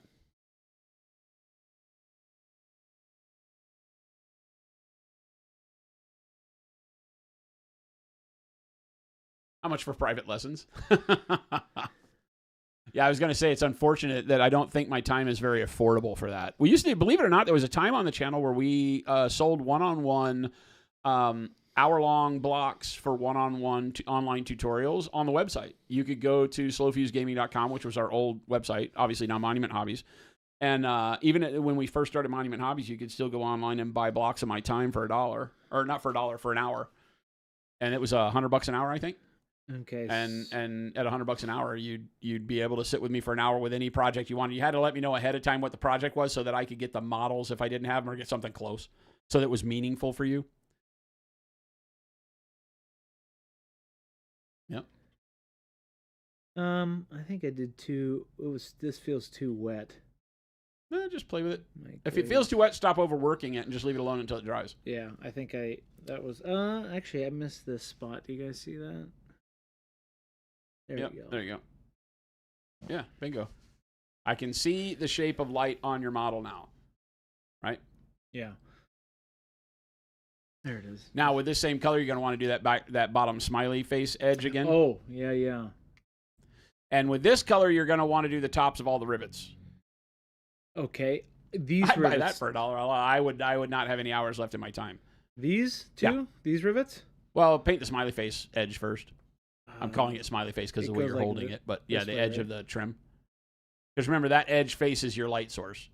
So you want to brighten that up each time. Oh, You want to make this pass thick enough that another color could sit on top of it. Right? Because you're going to do a brighter color on top of this. Yeah, there you go. And then just the bottom of this one up to the curve-ish kind of area. Yeah, there you go. Bingo. And then the top of the rivets. And top of the rivets, yeah. Yeah, we're starting to get bright now. The rivets are too small to do all these layers of color on. So typically I start with what I think is my next to last brightest color before I do my edge highlighting, and I'll do the rivets and details with that. Rather than doing like 6 layers on that tiny rivet doesn't do you any good. Yeah. I feel like my line was too harsh here. We can fix that. Go down. Is it? Maybe it's not. Go down and do the rivets on the trim. Oh, yeah, thanks. Yeah, your line, because you did that one twice, and the second pass wasn't as glaze-like. I think that's what I think. So you have a little bit of a harsher transition there. I guess I wouldn't do this because that's gold. That's something different. Okay. Right? Okay, so I'm going to show you how to fix what you've done there. Okay. If you want to. Yeah. Do you want to learn that? Yeah. Okay, because he is right. You got a little bit of a harsh line there on just that one panel off the shoulder. Yeah, this one. Yep. So get dark blue. Take your mix. Okay. Right? And get a small drop of dark blue on the palette. Keep them separate. Let me just wash this off for a second. Agrippa, what's going on? I was busy most of the week and was slow. I missed out on getting raw umber on my pigment order. Alas, can I still blame Chris? Yes. Was it out? We sold out in a day. Okay. We are bad at this whole how much of this new product are people going to want thing. That's really my fault. I estimated low on the weathering pigments. I was like, yeah, I think people will dig them, but it won't be huge. Oh, my God. Sales is mad at me. Okay, so you take the mix. Oh, Christopher. Silly. I just put my butt end in there. Oh. Okay. So take a little bit of the mix in the cup. Okay. Which is your brighter color now. Yeah. Put it on the palette. Right? Yeah. Take just the tip of your brush and touch the dark blue. Okay. Put that in your mix. You want to darken your mix up a little bit. You want to create the in-between color between those two. When you feel like you have that. Yeah. Okay. Uh-huh. That looks pretty good. Now take a brush load of water. And put that into your mix. Right there. Yeah. And get that to where the consistency is very thin. Very thin. Okay. Maybe a little darker. No, that may be right. Put it on your, put it up there. Yeah, it looks good. Okay. Right? Show me how thin it is on just an open spot on your skin. Holy cow, you cover a lot of your thumb, by the way.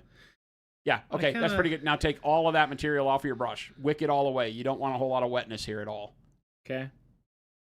Right? Yep, that's good. Okay, cool. Perfect. Now, what you're going to do is just a little squib like this, like a side-to-side brush stroke along that edge, just blending it into the two sides. You want to go right over the edge and get enough of that color into both sides of that edge. Right? Uh-huh. There you go. Yeah, bingo. Look at you. You're now Flame on Miniatures. This is what he does. Ah, That's 100% of what he does. I feel like it was too much, maybe. Well, again, use your brush stroke to blend it, and you can mix and match it together or whatever. It looks like you're a little wet up top. Let me try this way. I think you're not taking enough moisture off your brush because it's too shiny on the model. Yeah. Right. And You'll wind up with a little bit of pigment, maybe coffee staining. That's a proper thumb palette. It goes up to his elbow.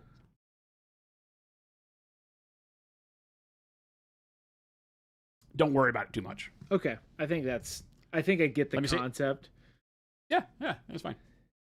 It's a little messy right here, but Don't worry about it. all right. Right? Okay. Yeah. Craig, Sean, that's our problem, is that we always underestimate what the crowd participation for new products is going to be like. Okay, so just let me talk this out. I think I had too much paint in general. Yep. So that's what I did wrong here, I think. And I didn't take enough of the whole brush, water, paint off, I think. Yeah. I think that's where this is kind of where it's getting a little Yeah, you're stained. running with a little bit too much moisture. Yeah. I Right? think Because so. that's why it's giving that little bit of staining. Yeah. Don't worry about it. Okay. We're going to fix it. Right? Okay, so now you need to go back to your mix, and I would put in 2 drops of olive flesh. 2 drops. Because we want to start boosting we want to stop being timid, and we want to start getting bright. But we're not going to our final highlight yet. This is our last color before we edge highlight. Okay? Okay. Mix that in there. You're going to want probably a drop because you're going to run out of paint here. You didn't mix a whole lot. Yeah, I didn't. Let's put put a little bit of glaze wash medium in there. Yeah, Put 2 drops of glaze wash. Oh, it's right here. Jason makes it look like mistakes don't happen. This is way closer to how you paint. Well, but the nice thing is that there's no such thing as a incurable mistake in painting. You said 2 drops, right? Yeah, 2 drops. Yep. And maybe get that BAB Uh-huh. and put a brush load of water in there. The back end? Yeah, no, on the bristles. Like that? Yeah, and then just stir that up with the bristles. That way you can move the paint into a usable spot again. When you use the butt end with so little paint, Yeah, you're that's just true. painting the cup. Now you can kind of sweep it into an area where you can use it. Right, and really agitate it up. Make sure that you get all the stuff off the walls. I can see some paint that's on the walls of the cup there that didn't get used. Yeah, Tadpole says, can you center up, Chris? I'm trying to be nice, but he's intolerable, this guy. He's always like, hoopty-hoopty-hoo, can you just fix the camera? You talking about me? Yeah. Always yelling at me. Oh, man.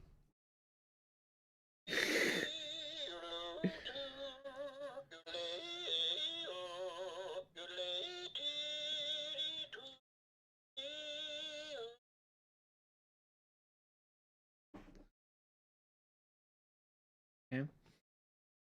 The average painter needs to know how to fix the mistakes. Oh, we're going to. That's what I said, is that we can continue to move on along where he's at because we'll fix it.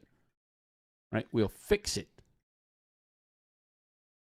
What I'm trying to teach is don't get lost in the hiccups in the process. Keep moving because you can always fix things in post. Don't tell him that. Don't tell him that. I don't like it. But we can fix it along the way. Okay. In this case, believe it or not, a wash of Payne's Gray is going to do wonders. So. All right. Oh, there's paint at the end of my brush. Don't do that. In addition to Chris knocking it out of the park, Jason's a pretty good producer. Don't get me started. I don't know what I'm doing over here. There's a lot of buttons. Chris is right. There's way too many buttons. There's a lot of buttons. Okay. So. Way too many buttons. I've got my next color. Wirehead says, F it, we'll do it live. Yes. Just press the go button. I've got my color now. Center up, Chris. Let me right here. Yep, perfect. Okay. Now, this is going to be another big glazing moment. So you're going to need a Glazing. glaze consistency on this.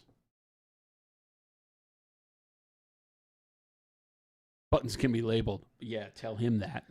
They're labeled with 1, 2, 3 to 1,000,000. They do. They all have labels technically on that thing. Okay. Yeah, they technically do. Some of them make sense to me, like Some the of 'em. swipes, You'd think so. because they have arrows on them. They make sense to somebody in producer land that went to school for this crap, like at Full Sail or something A like lot that. of those buttons are not well labeled, in my opinion. Just start mashing buttons. You want me to just face roll on it, see what No, happens? please don't do that. It messes I so will many pray things for up. the best. Okay. Bingo. Too opaque. Too More water on too your brush. opaque. More water Okay. on your brush. Why you went to Full Sail? For what? Music? Engineering? Now we're talking. Okay, now get all that moisture off your brush. You're the kind of guy that puts so much moisture on your brush, you need a paper towel probably. Otherwise, you will paint to your elbow. Honestly, you literally will paint to your elbow. I typically use a paper towel. Yeah. Just for me personally, I think I just took it all off. Well, try it on your finger now. Well, you didn't even give it a shot. It wasn't coming off on the paper towel. Oh. Like I think I just took too much off there. Okay. A little bit better. That feels pretty good. Yeah. Okay, cool. I feel like there's like nothing on here. That's the way glazing works, dude. Right now, Crazy. on that top panel, Yeah. right? Yeah. I want you to cover the whole panel with this. the whole panel? Going in the same brush direction you've done in the past, but do the whole panel. You Like got it. that? Yeah, you got it. Moses. Whole panel. Well, remember, this panel that faces the light. I guess it's true. So we've set up a little bit of contrast on it, but now we want to glaze the next to brightest color over the whole thing. Right? Because you'll still get a little bit of the contrast showing through if you do it right. If you don't, I quit. Like this? Yep, there you go. Bingo. Yep. Keep your brush stroke covering the whole panel, stopping only at that back edge. Done. What? Bingo. You're done. Now move on to the next one. Okay. Don't go back and try to correct things at this point. One brush stroke covers each area. Enough brush strokes to cover the whole thing. Stop doing what he's doing. He's literally not listening to me. Okay, fine. Wait, Then what? stop and just go on. Move on. Sorry. When glazing, never try to fix as you go. Come Oh. back and fix when it's dry. Okay. That's the hardest thing for people to get with glazing. Go over the area once, get the color on there, quit. Done. Okay. There you go. That's all done. Okay. Now move on to the next panel. You'll start seeing as you go brighter, your stuff starts happening quicker and quicker. I feel like I didn't take enough paint off. You're still pretty wet, but that's what I'm saying. I think you're being too timid with taking paint off because like there's nothing there, but there is, believe it or not. Yeah. Mm-hmm. What size brush are you using? This is a 5. That's a big brush, so it holds a lot of material. So even when it's done wiping it off on there, you can still get paint out of it. Yeah. So, right? All right. Now you do that front side of those. Like the. You got it. So that'd Yep. be up that way. Yep. I don't feel. Okay, so let's go over here again, right? Center. So. I think I took too much off. That doesn't have any material on it. That won't paint. Yeah. Okay. Let me reset here. Robute G-Man, yes. A number 5. Paint with as large a brush as you're comfortable with that can still maintain a good tip. Because it will hold a lot of material so you can have the right amount of paint. You can control your paint better. If you paint with smaller brushes for layering, you're going to have lots of problems because they just don't hold enough paint. The smaller brushes, great for detailing when you don't need a lot of brush strokes to get the detail done. Harder to use when you need to paint a lot with them because you wind up going back to the palette so many times because they just don't hold enough paint. So we usually paint with a size 1 and larger. I paint with a 2, 3, and 4 for most of my stuff. Number 6 for base coating and such. And then I go to 00s, 0s, and X10s when I'm doing like dotting eyes, doing really fine textures like hair, where I know that each brushstroke does a completed thought, and I'm doing a lot. Even if I'm painting 100 hairs, I might use a small brush for it. Is that because each hair winds up being. Yep, there you go. That looks good. Looks good. Yep. Yeah, you'll start to get a feel for it. Now you want to glaze these front panels and see where you saw what you think is a mistake. Yeah. Start just below that mistake and glaze up towards the top. So like that way? Yep, you got it. There you go. Bingo. I'm getting a little pooling. Is that because there's too much water? Too much water. You got too much wetness on your brush. Or you're pressing too hard. Maybe that's it. Stop. Yeah, try to paint lighter. So you're not bending the brush much. There you go. That looks a lot better already. Yeah, that was it. Bingo. You guys see that? Yep. There you go. Perfect. Right. Perfect. I like it. I think that was it. The Pressure. 100%. Yep. Yes. Yeah. Don't press as hard. Yeah.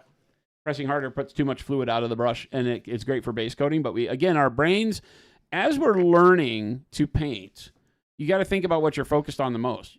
A lot of it is just the butt clenching when you first start painting is don't get the paint outside the lines. Yeah. So don't worry about pressure and brush stroke and all that stuff. Just stay in the lines. I am a big fan of telling people that are new to painting, just stay inside. Treat it like a coloring book. It's a 3-dimensional coloring book. Stay inside the lines. You're already on the road to success.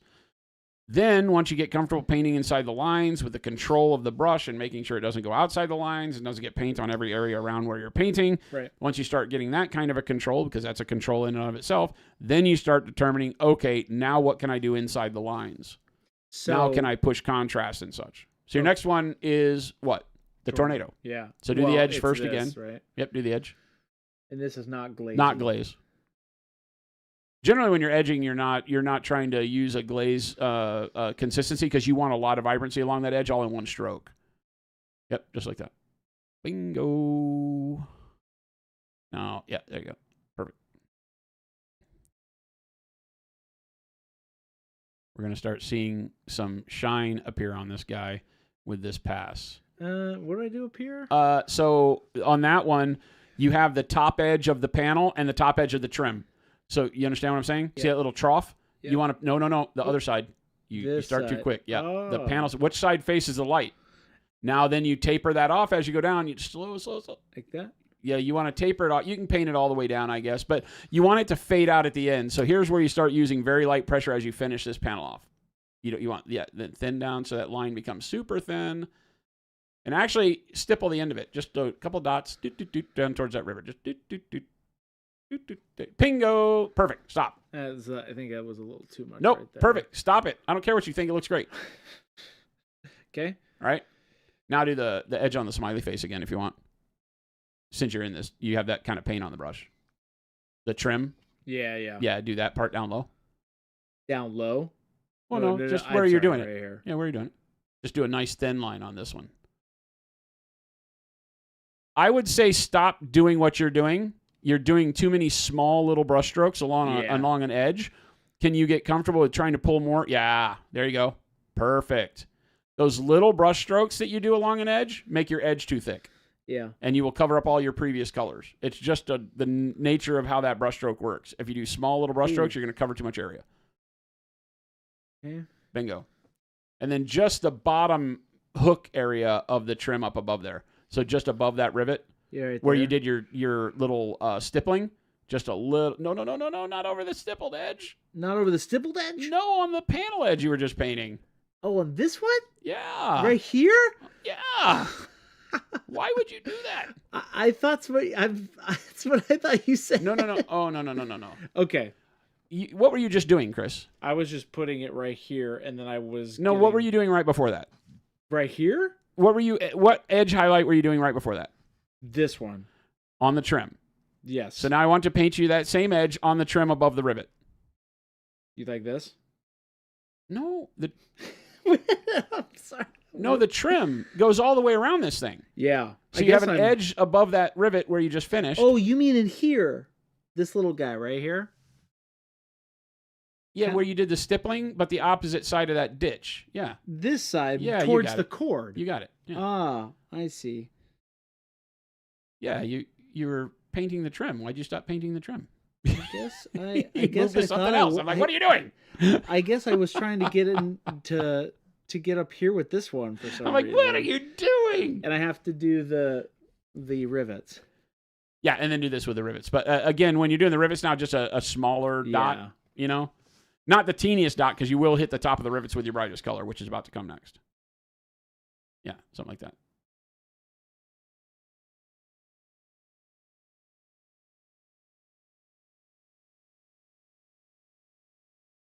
Bingo. Looking good. And now you need to do your tornadoes. Now, are these tornadoes a glaze consistency? The first pass, I would say yes. Yep. The first pass. Yep. Remember the But- just do this video. The first time you put color on, glaze. The second time you put it on, less glaze. Mhm. So rough your shape in with the glaze, and then define the shape with a little bit less of a glaze to the center. Now, I guess my question is this going to be the full tornado or the smaller inside tornado? Smaller. Oh, right. Okay. I figured. I'm just Yeah, wanting to smaller. Make sure You've been I'm- glazing those other panels that were up towards the top to both help repair an issue and to get the brightness where it needs to be. Right. Okay. That's pretty good, I think. If you were wanting this to be competition piece smooth, would I just be including more glazing steps, or is there some other trick? Yeah, I mean, we're not really worried about focusing because there's a whole level of education and teaching that has to come along with brush control for smooth blending. That is, we're throwing some of that in here, but that's that just do this video. What Chris is needing to do is get into understanding light for non-metallic metal. So it's better to treat non-metallic metal in a way that you aren't worried about smoothness when you start. I think a lot of people mess up the first time because they're too afraid of having it be sketchy. If you can sketch reflection on surfaces like non-metallic or plastic or glass or anything that are reflective surfaces, if you can get used to sketching your contrast and your values on there so that it makes it look shiny, then blending is easy. If you worry about blending to get all that done, you're going to have a real hard time placing your lighting because you're going to be pushing your blends into areas that are comfortable for your blending and not where they need to be. So I always say start with the sketchy non-metallic metal. I think I keep taking too much off there. Start with sketchiness and be comfortable with it, and then work into blending. I think I keep taking too much off. 1 second. How thin should this be, you think? This It's a tough question. You want it to be see-through on the blue that's on your finger. Okay. You already have the test bed, right? Because you have your dark blue on your finger. Right. So when you take this and you paint it over the dark blue, part of what you're trying to do is take all the moisture off. So that's a lot of moisture. That's if you wipe that, and then you come back over here, pick up some of that, and then move. Well, no, why do you keep going to the palette? That No, was fine. I haven't done it yet. That was I feel like go back to your finger. Yeah. You don't need to keep going to the palette because you have perfect paint on there, I believe. I don't think so. Yeah, that feels good. Okay. Okay. Do you think that? What do you think is wrong with that? I don't know, actually. It just doesn't feel right. But I think it's because I have too much paint on my hand, to be honest. I'm kind of like losing it a little bit. Yeah, you might not be able to see it because all of a honestly, sudden that's you're it. painting very monochromatic and it's very hard to tell. So this is literally a feel thing. Yeah. So just go to the model and try it. The best place to do it is on the model. Stop overthinking it on the could do it palette. up here. Again, you can't screw this up. Yeah. You cannot. So stop worrying about screwing. No, you're never going to have that on a regular model. So don't do that. So Just paint it on the area you want to paint on. So right here, right? Let's get me back here. I'm going to do the tornado again. Yep. Right? Yep. But then that was my last one, so I want to start like right Yeah, here. you just want to go inside that one. Right? There you go. And yeah, you're a little watery. You think so? Yeah, because see how your pigment is blotchy? Yeah. You're too watery. Yeah. Uh-huh. Right? Because it looks like raindrops when you paint with it. It just Yeah. kind of spreads out from where your paintbrush shows you. It's not controllable. That means it's too wet. Okay. You have too much moisture on the brush. Okay, I took some more off. Okay. There you go. Oh, okay. Yep. It's still a little wet. Still a little wet. Wow. Doesn't feel that way. Yeah, because Maybe see how that's just something I'm it's not tearing. used You're to. getting coffee spotting. Yeah. So move on to the next one, and we'll come back to this one. Let this dry, and then you can repair it. Okay. When you start, okay, so I want you to go back in there and let me pop in even closer. I want you to hold it right there. See how his coloring is darker in the middle of the puddle of paint? Yeah. We call that tearing. It's not really, this is more coffee staining. What he's put the paint on too wet. And what happens when it's too wet is that the pigment spreads to the edge of the droplet. And so in the middle of the droplet, it darkens up like you can see in that bright area, and it's brighter around the edge, right? But it's easy to repair as long as you don't keep messing with it. If he messes with it right now, it will actually tear and be very hard to repair. So what we don't want to do is that. We want to just leave it alone. When you get to this point and you get frustrated, stop. Breathe and move to the next thing and paint the next thing. Leave this behind knowing you can fix it. Messing with it is like, hey, I have this itch and I just keep scratching it until the point where it bleeds, and now it's not just an itch, it's something that needs all sorts of fixing. Right. So just leave this alone. Right now, leave it as the itch it is. It's the hardest thing in the world as an artist to get used to know that, oops, I had an oopsie, and now you have to leave it alone for a while, and you continue to look at the point you messed up, but that's fine. Move on to the next tornado, and now you have your consistency down better. I think so. I feel like, yeah. It will literally feel like you have no paint on your brush if you do this correct. This doesn't look like anything's coming off. Well, try it on the model and tell me. Yeah. Make Center sure up. Oh, let me go back out to this one. There we go.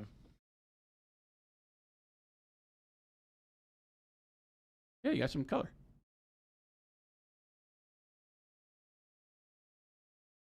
Remember, yeah, your pigment stays where you end your brush stroke. Right. Something feels off. Huh? No? I think it's fine. I think it's just that what feels off is you're pushing pigment to a spot where it's brightening up, and that spot's not right. There you go. Now you got it.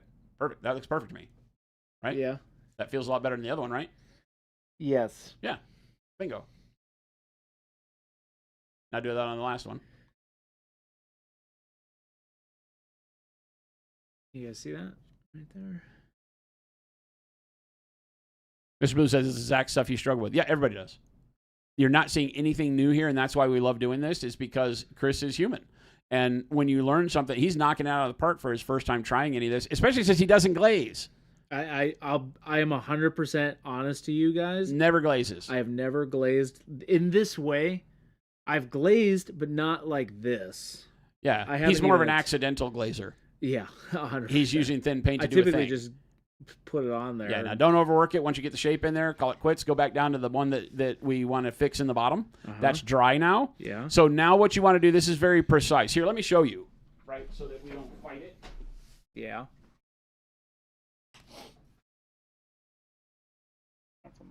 Yeah. So on something like this, where we have the need to come in and... Where's your paint here? What color am I using? I'm using this. Yeah, Right? That was this color. You're mixing it on your hand. Somewhat. It's just the moisture on my brush, and I'm just pressing harder on my brush to get the mixture done here. And then what I want to do is I've got this little tear area. Oh, move it center. Oh. Right there. Yeah. Back in frame, right? And I want to just kind of make sure that I get this, and we'll just paint that little area that's how again. That fixes it. Yeah, I got you now. Right? And so you just want to use very fine light. I notice how I'm putting very little pressure on this at all. Yeah. Just so that I can put a little bit of paint around the edges of where that tear looking part was. Yeah. And then just let that dry. Again, you not want to overwork it, and it may not fix it in one spot or in one pass. But a lot of people will go too opaque here and cause problems. Yeah. Right? You can go in and you can kind of stipple paint inside that area if you want. We have another brighter color going on though, so I'm not super worried about it. Oh, I guess that's true, right? Yeah, remember, you've always, well, unless it's your last color, right? Unless it's your last color. Okay. So, and we'll fix it that way.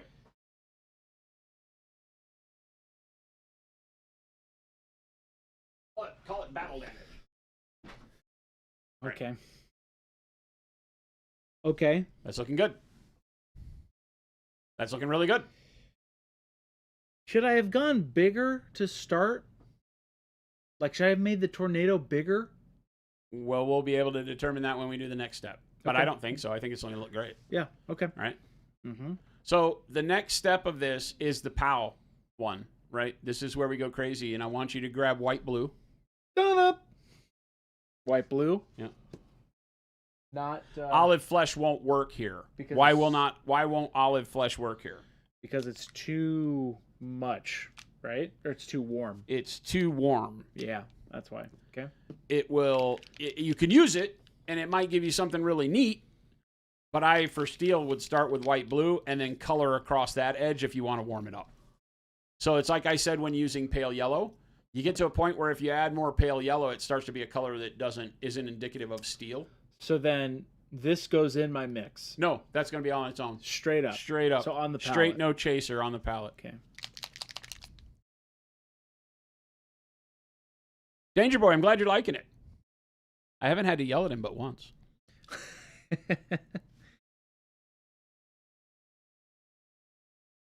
Yeah, he's killing it, right? Hey, Jabe is like, this is looking great, right? He's killing it. The process, here's one of the things I want to stop and have everybody think about. When learning something new, you generally will pull back and forget to look at your progress and the actual fact that you're doing it. You'll get hung up on the little missteps along the way. Right. And you won't realize, it's like the old adage when it's like, if I have you close your eyes and walk towards my voice when you said, I can't do this, and then I say, open your eyes and you've made it. That's what this is that you're saying, I can't do it. Oh my God, I tore it. Oh my God, there's not enough paint on my brush. Oh, I don't know how to control the thinness of my paint. Who cares? Put it on the model. You'll learn along the way. Now, somebody mentioned earlier, you might make a mistake, and it's like, yeah, but I need to learn how to fix the mistake. Yes, you do, but let's worry about fixing the mistake after you've seen the progress and where you got by making the mistakes. Because even along the way, Chris knows he's done some things that haven't been perfect. It's his first time. Yeah. But when he puts this paint on the model, this next paint that he's going to put on the model, it's going to blow your mind. Okay, so white, blue, get it on the brush. Getting it on the brush. Thinned? Glazed? No. Just straight up. Straight up. No chaser. We're just going to do some edge highlighting because I'm going to show you the effect it can have right out of the gates. Okay. Now, this is one where I need you to be very delicate. I want you to have just enough paint on the brush to be able to do this because you'll be painting with the tip of the brush quite a bit. Okay. All right. First things first.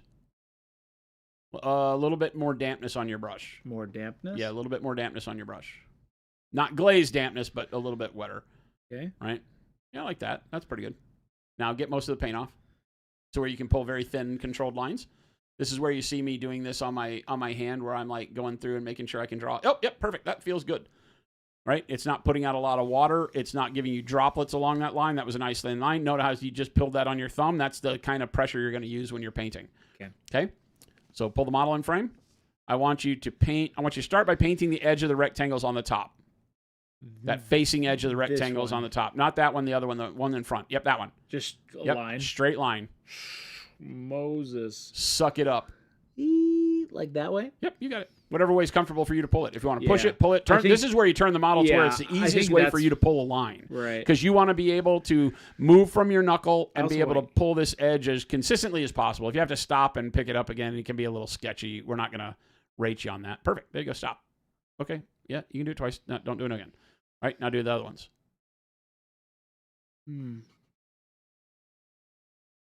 Bingo. Don't put it into the shadow necessarily. Yeah, just leave a little bit. I don't feel like there's enough paint now. Okay, well then go get more. Yeah, okay. You're constantly judging how the brush is acting. Yeah. If you touch a model and you don't get color and you have to press harder and you know you're in a spot where if I press harder I mess it up, stop pressing harder. Yeah. Go and get more paint.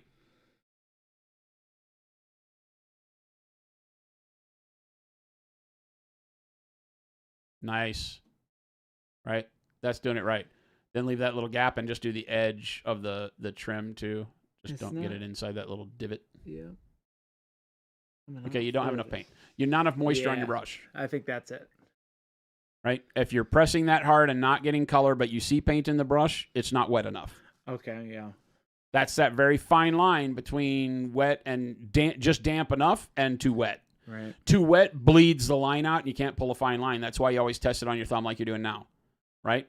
You're getting some of the material off, but being able to control a nice fine line, then go paint it. Bingo.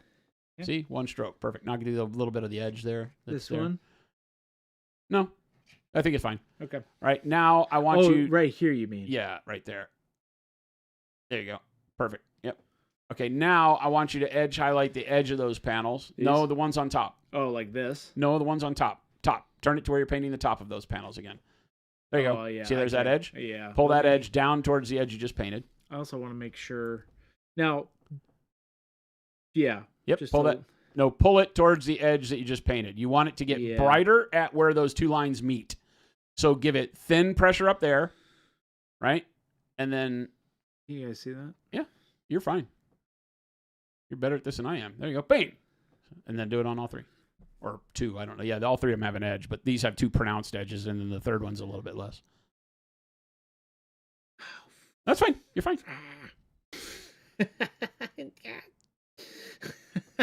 Sorry, I'm making myself laugh because I totally botched that right there.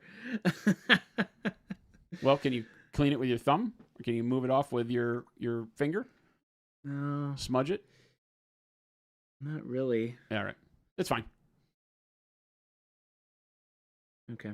This is one of those where you use just the very side of the tip of the brush because you don't have a lot of space. I was in just this. gonna wet it, but I didn't want to do that. No, you don't wet it because you'll smear paint all over it. Right. Just live with it. We can fix it. If it becomes a big problem, we can fix it. Yeah, just relax. And then right there, this one, right? Yep.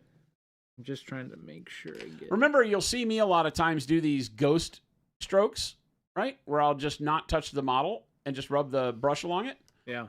and you're fine. I think I had a little too much water. You're on too that. wet there, yeah. You could see it beat up, Yeah. right? And the way the paint pools. Right. Again, always trust your thumb palette. Paint on your Mine's thumb palette. looking That same wild. line on your thumb will pull on the model. Yeah. That's why it's so important to have something like that, whether it's another piece of plastic that you use. You don't want to paint on your thumb. That's fine. Have something you can pull a test stroke of your brush to make sure the consistency and the quality of line is correct, and then paint it on the model. You see, this is all I ever do day by day by day. Yeah. Constantly. And paint over the same spot. You don't care what it looks like on your skin. Paint on the blue. You're going to be to your elbow pretty soon. Yeah, just paint wherever. There's not enough water on there. You can use a glove too, yeah. Sometimes the gloves have a texture to them, but it works just fine. The glove won't wick the moisture off of the brush as well as the problem for me, which is why I paint on my thumb. Got too much paint and I jammed it in there. Reset it. November, exactly. Yeah, I said don't be afraid to mess up. Because, again, we use these terms like, oh, you messed up. No, you didn't mess up. So, this is the next one. Yep. Going up. Yep. Do I start? How low would I start on this, you think? What do you mean? You're gonna pull all these edges? So, like from there to there, full length? Yeah, I would. So, for me, the way that I would say you have to do this is light pressure at the bottom of the panel and more pressure as you meet to where it's going to meet the other two lines now. Because now you have two lines that intersect at that corner. Yeah. You're pulling towards those two lines. Mm-hmm. Right? That's too much paint on your brush. Right. Yeah. Yeah. Now, show me. Yeah, there you go. That feels good. Right? Yeah. Now, you're going to want to use very light pressure using the side of the tip. Don't draw with it like a pencil. Right. Lay the side on that edge, right? And then very light pressure at the beginning, and then press just a hair harder as you get to the finish line where it's going to meet those other two lines at the corner.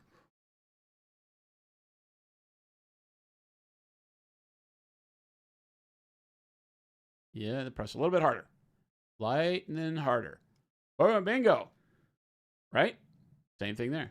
Light and then harder. Yep, perfect. You're going a little aggressive with it, a little right? too. I pressed too hard at the beginning. Yeah, there you go. Show us. Very good. Yeah, very good. I can tell where I felt the pressure. Your paint's there. a little thin. It's a little thin because it's not giving you enough opacity.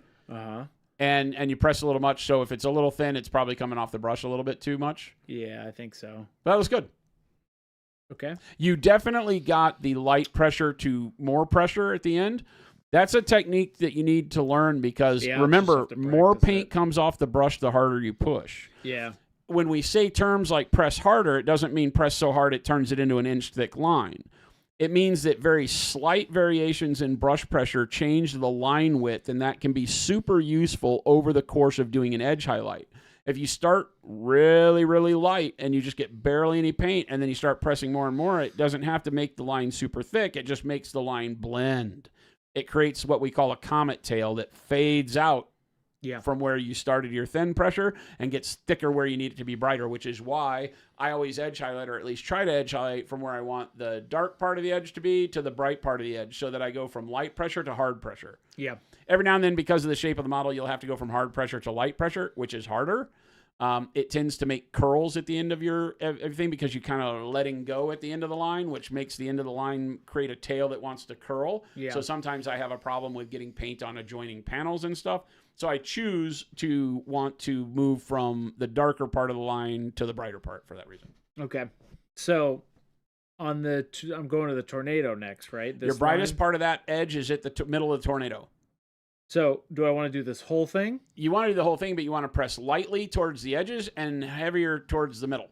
Now, you don't have to vary your line, your pressure on the brush. You can just repaint the line, right? So you could paint the line very thin across that whole surface and then paint a thicker version towards the tornado.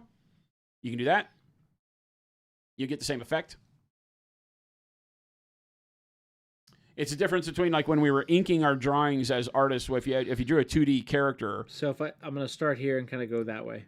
Well, you're going to stop in the middle. Stop. Yeah. It depends. Sorry. How do you want to do it? Do you want to just do the whole line very thin?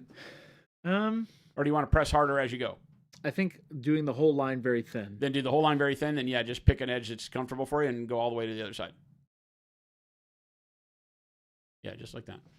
That's fine. You don't have to pull it all at once. You can sketch it if you need. That's the nice thing with being able to use the side of the brush along an edge is you don't have to pull it all at once. Yeah, perfect. Right? You might do a little bit of stippling at that end or whatever, yeah, just to make it. Yeah. You gonna see that? Yep.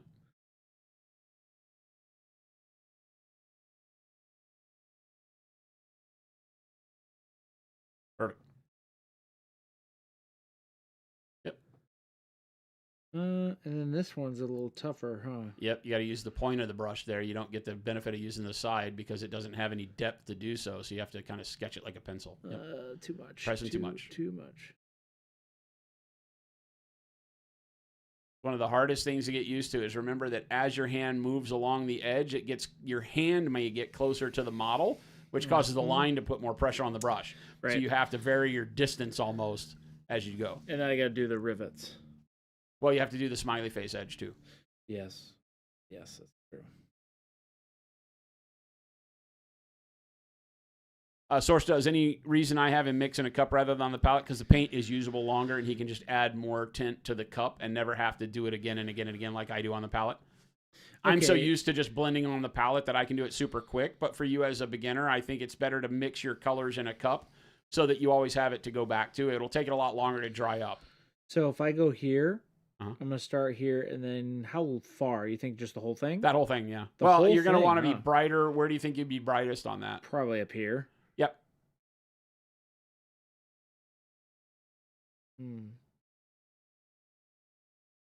Not seeing straight. That's fine. This one's tough. And then just lightly pressure, use light pressure to fade it out right around there. That's fine. Yeah, bingo. Perfect. What do you mean? That's perfect. Well, it got into the That's perfect. Who cares? Rivy thing. Who cares? If you're going for perfection in your first try, you're already thinking wrong. If you get it, great. Don't worry about it. Yep, perfect. And then your nice little tail on it there. Yeah, up here, it's maybe just a hair. So I would paint up though here, right? You can if it's comfortable for you. Yeah. Yeah. And just about that much. Yeah. Perfect. And then let's do these. Yeah, you do the little dot on the top of the rivet if you want. I think I need some more paint though. Perfect is the enemy of done. Not the enemy of good, it's the enemy of done.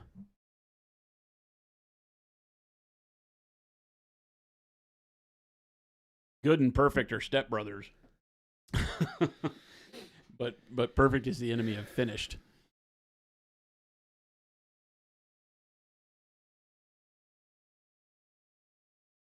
You want to do the tornado? Is that what you're doing, or are you doing the rivets? Rivets. Okay, yeah, just here. a teeniest dot on the rivets. There's not enough color. How long has Chris been painting minis? How long have you been painting minis? 4 years? I would say 2. 2. Well, or really trying. I would say the other ways are not really like painting. He's been messing around as what I would call a hobbyist for longer than that. Yeah. But since he started working here, he's really been focused on learning to paint. And especially I would think in the last year producing the stream is probably where you've picked up the most. Yeah. Right? Because he's paying attention to what I say every day.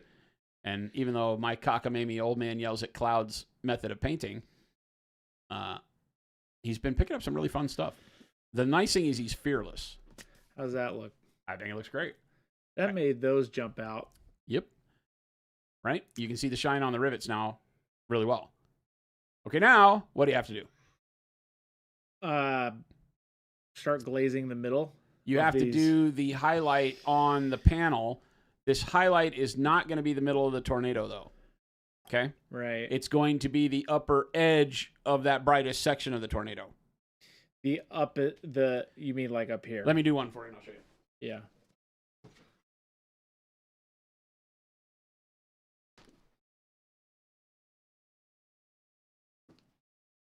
So on this,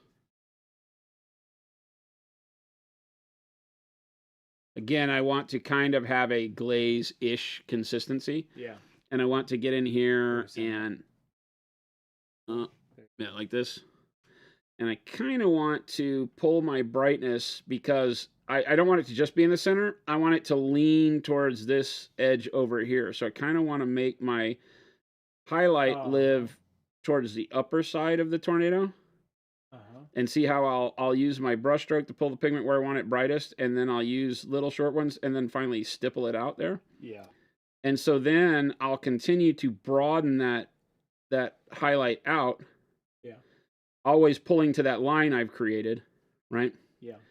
To brighten it up and to get the shape the way I want. And on this one, you can pull down beyond, like I can bring this line and stipple a little bit down further than any of the other things that I've done, because this brightest highlight will travel and be recognizable as traveling longer down into even the shadows or the dark reflections, right? So something like that. Yeah, okay. Make sense? Mm-hmm. You're still inside the edges of the previous one, but you're no longer matching the shape. You're pulling the brightness towards the light source. Right. Remember, your arrow's up here. So you're pulling that brightness a little bit towards the side. Okay. Make sense? Yep. Also, and did you see that consistency? I did, yeah. Check to see this camera, Uh-huh. Jason, this one, before you sit. How much time does it say on the red bar? 1:45:58. Great. We have that much time left. Yeah, I meant a big chunk of black still on it. Perfect. I'm just making sure I've got enough memory card space. It has a lot of empty space on the bar. Have you know what we say about empty space on the bar, chat?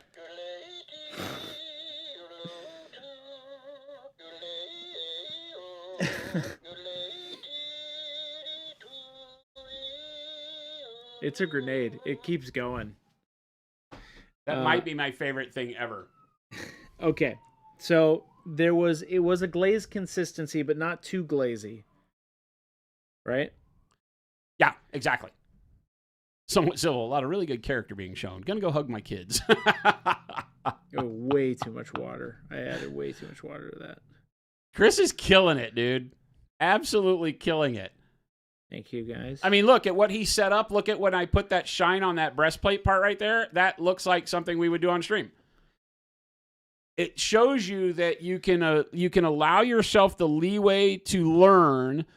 It is important when doing this final highlight to get this final highlight as good as you possibly can. But the final highlight is nice because you're not glazing it, really.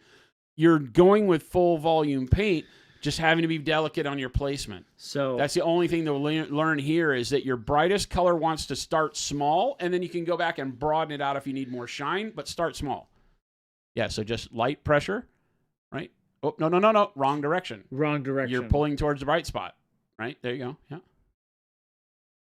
There you go. And smaller, and dots. Doop. Ta-da! And then broaden it out at the top. You can do that top edge a little bit more. Yeah, like that. Yep, bingo. I mean, that looks like just like mine. Yep. Perfect. This seems a little too straight to me. Who cares? If I wanted to change that, is that just because I don't? You mean more of my texture that I did? Yeah. Is that just like, your brush strokes are just kind of stopping directly more abruptly than mine? I'm using that kind of feathered brush stroke, which is something you have to learn. You can't fix that.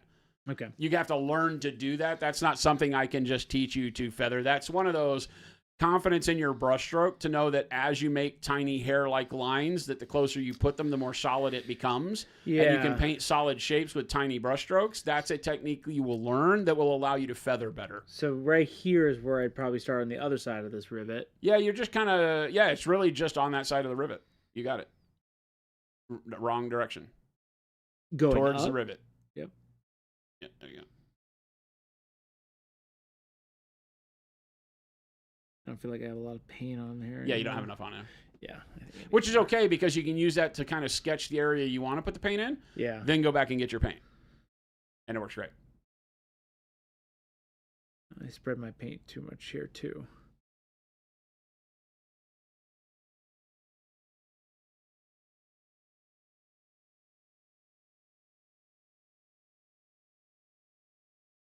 And you realize it's just now 4 o'clock.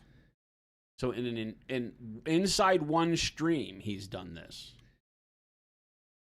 This has been a joy for me because he's nailing it and getting the concepts, I think.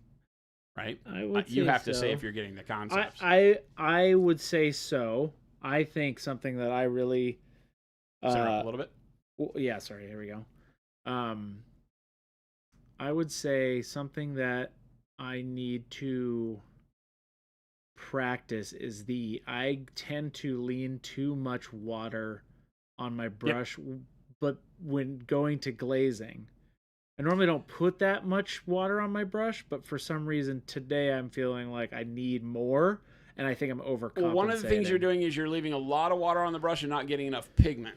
Right. So when you load the brush for painting with a glaze, if you're doing it the way that I teach by putting water on the brush and then going into the pigment and doing it, you still want to get as much pigment as you would paint with normally. Yeah. You're adding water to it. You want to think of it that on the brush, the water to pigment should be 1-to-1. Mm-hmm. Water to paint, 1-to-1 on your brush. So if you have X amount of water, you feel like your brush is that wet, you need to get quite a bit of pigment to match that. Yeah. What you're doing is you're getting enough paint, but it's overloaded with water, and then as it mixes on the brush, it puts too much moisture on the figure itself, which causes a little bit of that pooling. But you only had that problem once or twice where it really made a difference. So again, allow yourself to fail, because you'll learn through that to watch your consistency, use your thumb palette more, right?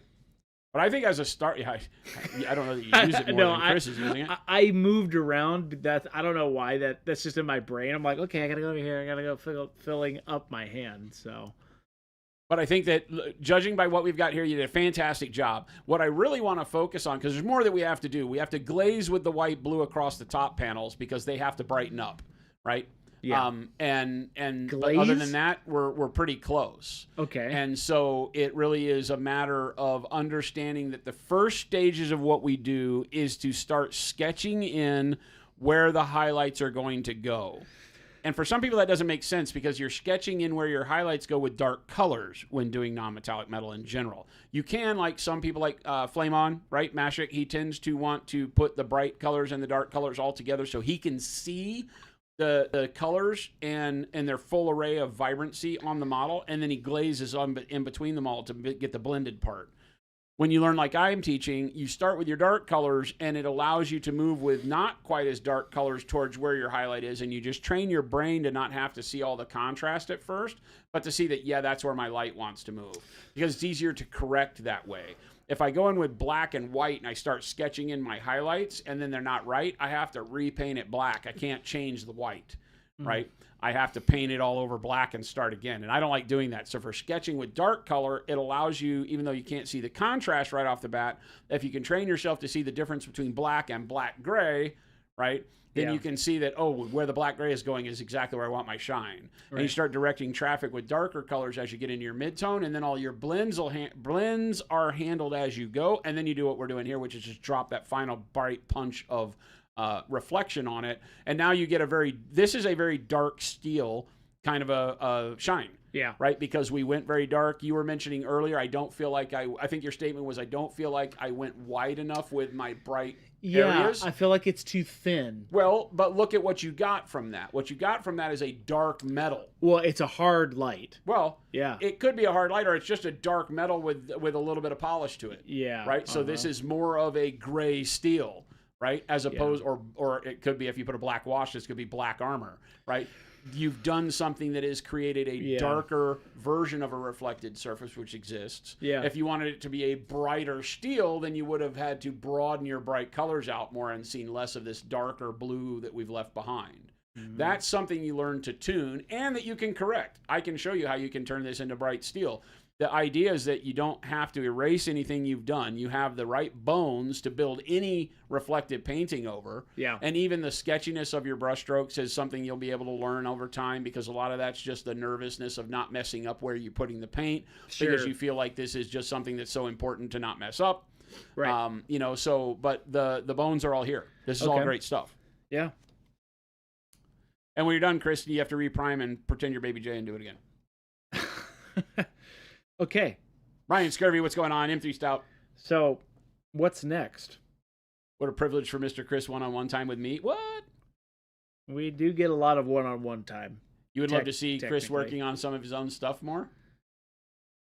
This is where he says, I won't do it, chat. Won't do it. I won't do it. I shan't. I do it every once in a while. I shan't. I did it with, the I won't. Stampa stuff. I shan't. I shan't and I won't.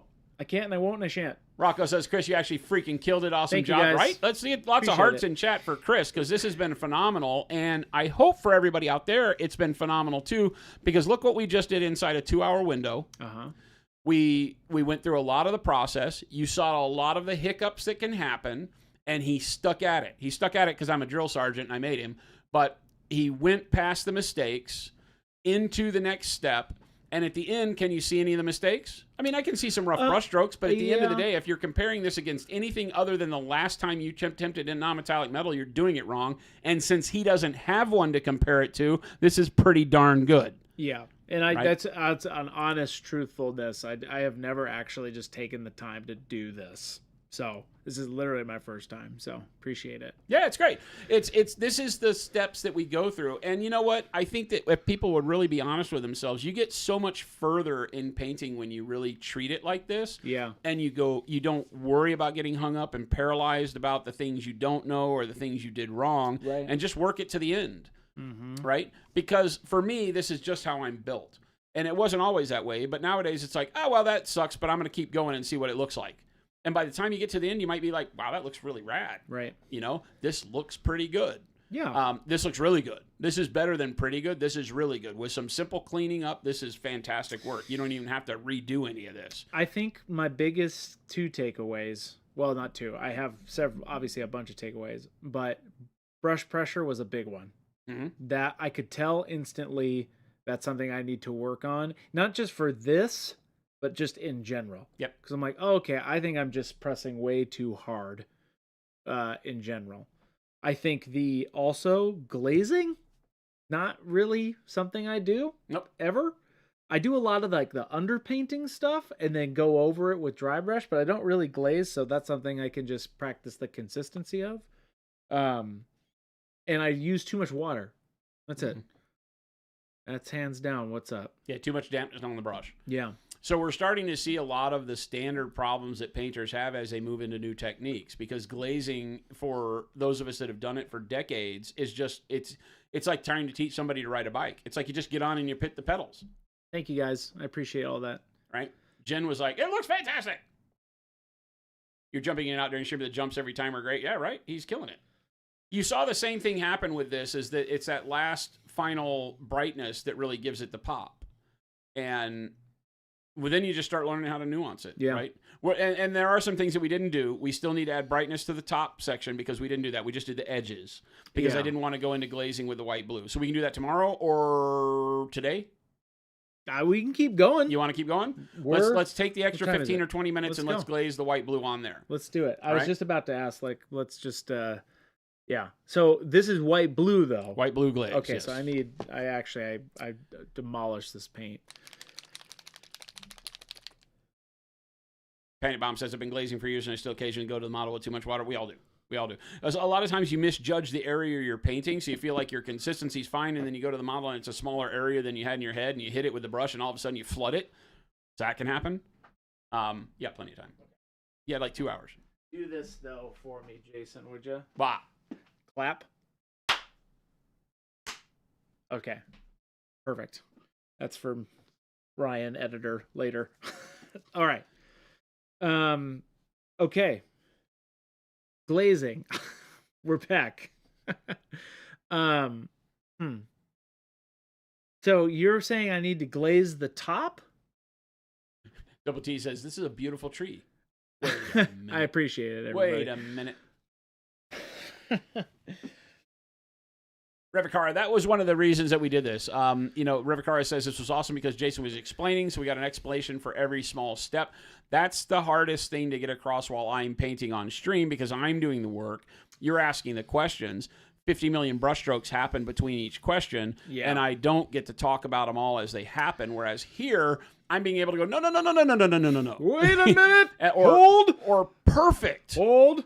Now do this left to right. Do this up to down. Divide that in half. Paint the top part of the bread on the sandwich, right? All the silly stuff that I've said today. But in every case, it really is a better situation for learning when you can see the practice happening live. The wrongs and the rights and how I'm tuning the talk to get it to cross over. Because a lot of times I'm having to take what's in my head, and you probably noticed on the camera, I'll like look up at the ceiling. I'll be like, how do I want to say this to Chris? Yeah. Right? How do I get this across? And, Jen, when Jen was learning this and painting on stream, I was painting right next to her. And we were painting, not the same model, but similar things. We were doing gold non-metallic, and her first version of non-metallic was a crazy one because we started with, like, mahogany, and we worked through oranges. We did all sorts of crazy stuff. And she nailed it. But I was sitting there able to show, no, do the brushstroke like this.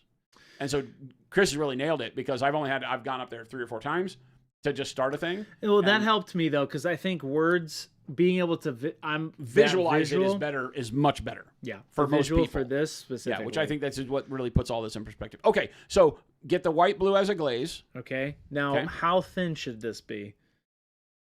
So when you say glaze, I feel Chad, like he's about to find out what glazing with white is like. Well, I know that's kind of like what I was about to segue. The key with glazing with white is that you need to really get over the too much material. The only difference between glazing with any colors is that brighter colors cause more contrast. Yeah. So you could be glazing with dark colors and have too much moisture on your brush and not see the same problem because the dark pigment, when it gathers up like it does when the pooling occurs, doesn't create contrast on the model the way a bright color does. And so you can get away with a lot.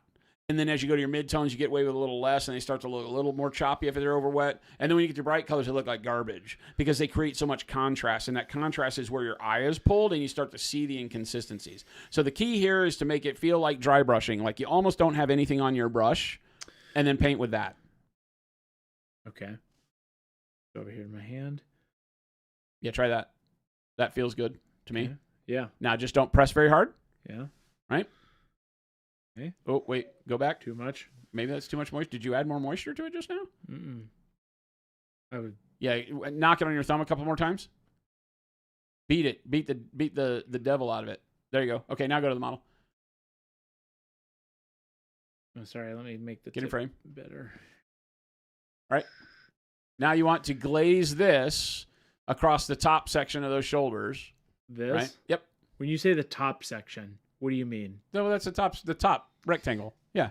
What you just pointed at. That's whole, the top. The whole thing? The whole top section. But now what I want you to do here, right, is you're going to pull that the same way you did, and you're going to cover just the upper 50%, just like we did before, right? The top like piece of the sandwich. Yeah. Like you're going to go along that line. Yep.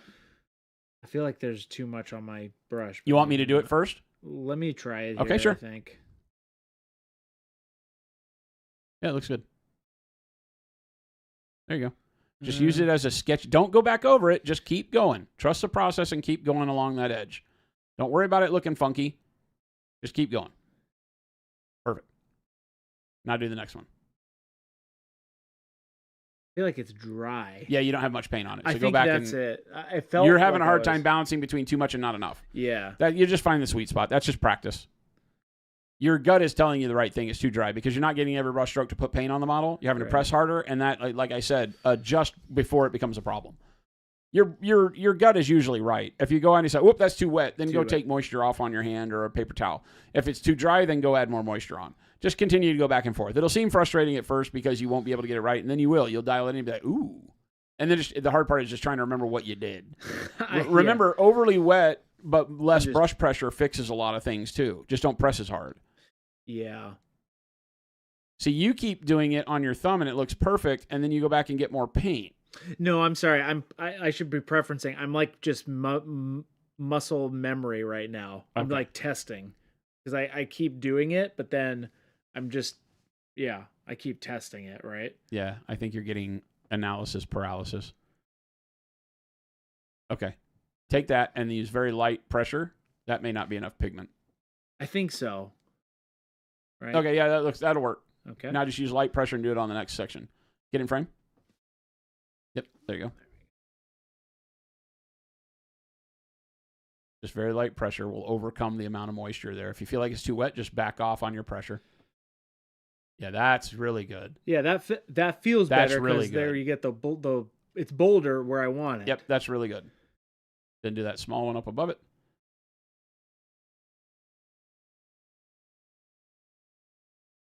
Yep, perfect. You don't want this to be a thin line. You want to use your brush stroke like you did on the second one. Okay. Right? You want to have the glaze work for you, so make it a little bit bolder. Yeah. Remember, this is facing directly towards your light source, so this whole panel is supposed to be brighter. I guess that's true, huh? Yep, there you go. Now it is. There you go. Bravery. I feel like I should go back. Bravery. Yeah, go back on with the other ones. Paint bravely, Chris. Nailing it. Oh, that's so good. Then Same thing there. This one you'll do a lot more repair work. Yeah, there you go. There you go. Don't worry about the sketchiness of it. Who cares? You're not trying to be thin. Aha! Now even more shine on this thing. Yeah, you can even go bolder and thicken those out more, right? That's up to you, right? But this is a good start. I don't know that I mess with it right now. Let it dry, because remember, if you overwork a glaze that you've done, you will tear it. So put that on there, let it dry, you're fine. Okay? Okay. Now you'll do it again on the bottom panels. Not the bottom side of those. Yes. Yeah, exactly. And that's going up. That's going up, yep. Up towards your edge. That's why I put the edge highlights on first, because now you have an edge to paint to. Yeah. You put the edge highlight on, and then now you will brighten that edge as you glaze to it, because where you finish, your brushstroke will finish along that edge and brighten that edge at the same time. Make sense? Yeah. Uh-huh. So you've set the goalpost. The goalpost is to glaze towards that edge, the same way you did that edge along the side where you had less pressure and then more pressure at the end. That's the way you want to glaze. Less pressure as you start the stroke and more pressure as you end the stroke along that edge. Okay. Just like you were just doing along that other side. So let's see. I'm going to get this. So I'm going to start here. Yep. And then glaze upwards. Yep. There you go. Keep moving down that line. Bingo. I feel like I went too over the edge right there. Who cares? Right there. Stop overthinking it. Yes. What is that? It's Ryan's car. Holy fake exhaust. Ready? Yep. Okay. The fun thing, chat, is that on tomorrow's stream, I'm going to show you on this how you can fix everything. Yep, there you go. Bingo. Done.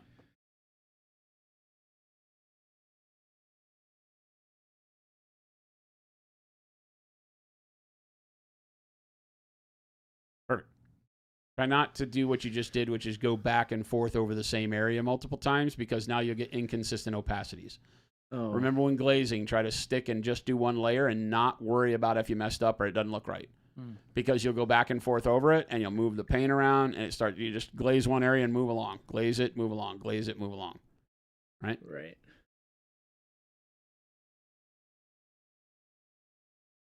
Okay. Now show us. Hold up the camera. Right? Yeah. Right. Yeah, it's looking pretty good.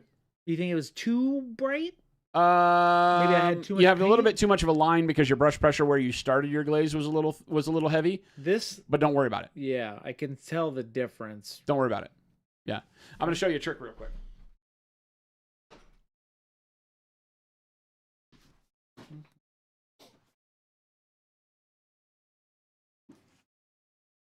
The funny thing is that I've been coming over here and doing these parts without my glasses. Oh. So I promise nothing.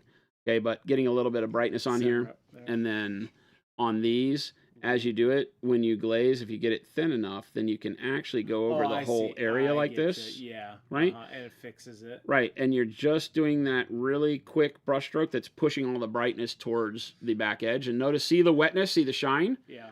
But the pigment is pushing towards the back. So you're highlighting the whole thing. So you can do that when you're doing bright colors. You can do that to start. And like I said, you just do a quick pass over everything. Yeah. as I spit on myself over here.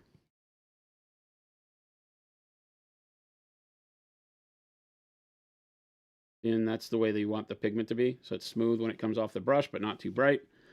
And then the same thing down here is I can take, there you go. Same thing down here. You can take the tip of the brush and just kind of very simply do that line like this. Yeah, and so if it's too kinda bright, you're just going to kind of blend it in as you go. Yeah, it blends it out. You might have to do this 3 or 4 times depending on what the contrast is that you're looking for. But this will help. And this lets you then brighten up, especially on these top panels where you want it to be brighter anyway. Yeah.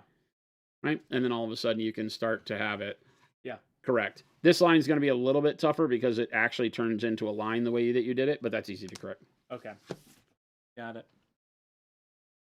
Got it.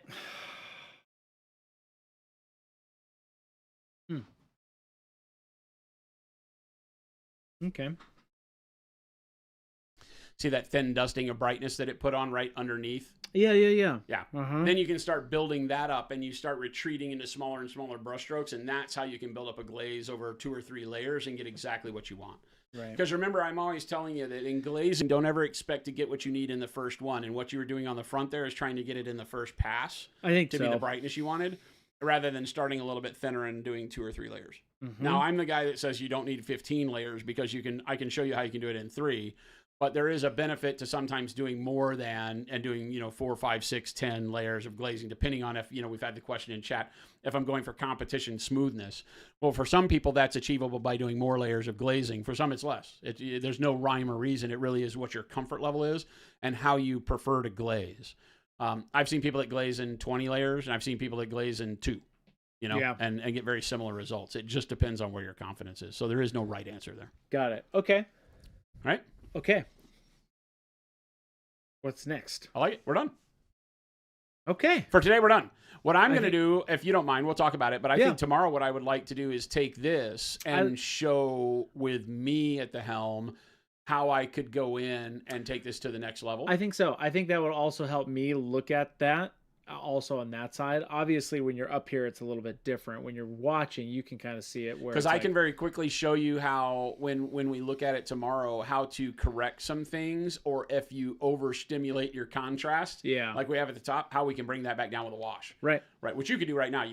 Well, it's too wet, but that's okay. We'll do it tomorrow. Yeah, I think it's great. To be continued.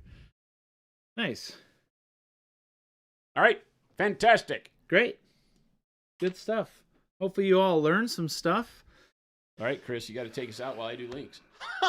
Links. What are the links? So it's !store, which leads you to our web store. So you can see all of this stuff that we got here. I used the Dauntless brushes today. I used actually the BAB for basing, but that everything was done with the number 5. That's it. Right? Number 5. And then if you do !EU, that is the Europe version of our store, where we ship directly from our office in France. And FLGS, if you need to know where to find stores that carry Pro Acryl, hit that link right there. And then we have Discord, where we have, what was it last time? I think it was like 20,000 or something like that. 5 gigabits. I think we have almost 7,000. We might be closing in on 7,000 amazing people over on the Discord, which is amazing. Yeah, and that's where we do all of our tremendous announcements. Community over on the Discord. I'll put all of the announcements for giveaways and stuff. We already did our giveaway this week, so it was on Monday. That Monday, but hopefully Chris came out of the gates hard this week and said Monday we're giving away stuff. And then !YouTube. What? Where you can go back and save this VOD once it is done. What? So be sure to do that. And that's it. That's all I have right there. Thank you, everybody. Fantastic. Jason, thank you so much. Man, Chris, I really want to applaud you. You did a great job. Thank you. I appreciate it. Yeah, the ability to take the concepts and just kind of do them is going to be the real test, is figuring out like on different shapes now. The next move for you, if you follow along with something like this, is, we did this shape and I guided him on this shape. And we've got some work to do on it still, but on other shapes it will be different. And so this is not something I want to make sure that nobody gets frustrated out there. If you were to buy the, Surviathan and paint along with this video and get similar results, that's great. But then when you move on to your next thing, you're like, oh my God, but I tried to paint an axe and it didn't work, blah, blah, blah. What do I do? Because remember, every single shape is going to be different. So that's where it really is. The learning process is only just beginning for you. Yeah. Starting to take a look at the geometry of light on shapes and all the math that we don't like to think about. But that's a fun thing, is it will show you every day. Make sure to join us. Make sure to hit the follow button and subscribe button. Come back around and see us again, because we'll be working on this piece. We'll take a lot more and work it further. And hopefully we can con Chris into coming back and maybe doing gold on something here. We could. And also, these are amazing tools to actually practice on. Oh, 100%. These texture trainers, for me in particular, the bigger ones on the framables, it just was good to visualize this first so that I can apply it on, typical smaller scale models. So definitely I would grab one. Yeah, the technique doesn't change to smaller scale. The only thing that changes is you may be able to mix and put more layers of color on a large surface, whereas on a small surface you may be doing this in 3 colors instead of 18 or whatever. Yeah. But scale is more irrelevant. It's the understanding of how light acts on a shape. Yeah. And getting that done, and then you can translate that to whatever scale you want. You can go as big as you want and as small as you want. Yeah. Right? Cool. So fantastic. Hope everybody loved it. I really you, enjoyed this. This was a lot of fun. I appreciate it. Thank you, Chris. Yep, we're going to find somebody to raid, and we'll catch you guys tomorrow. Adios. Bye.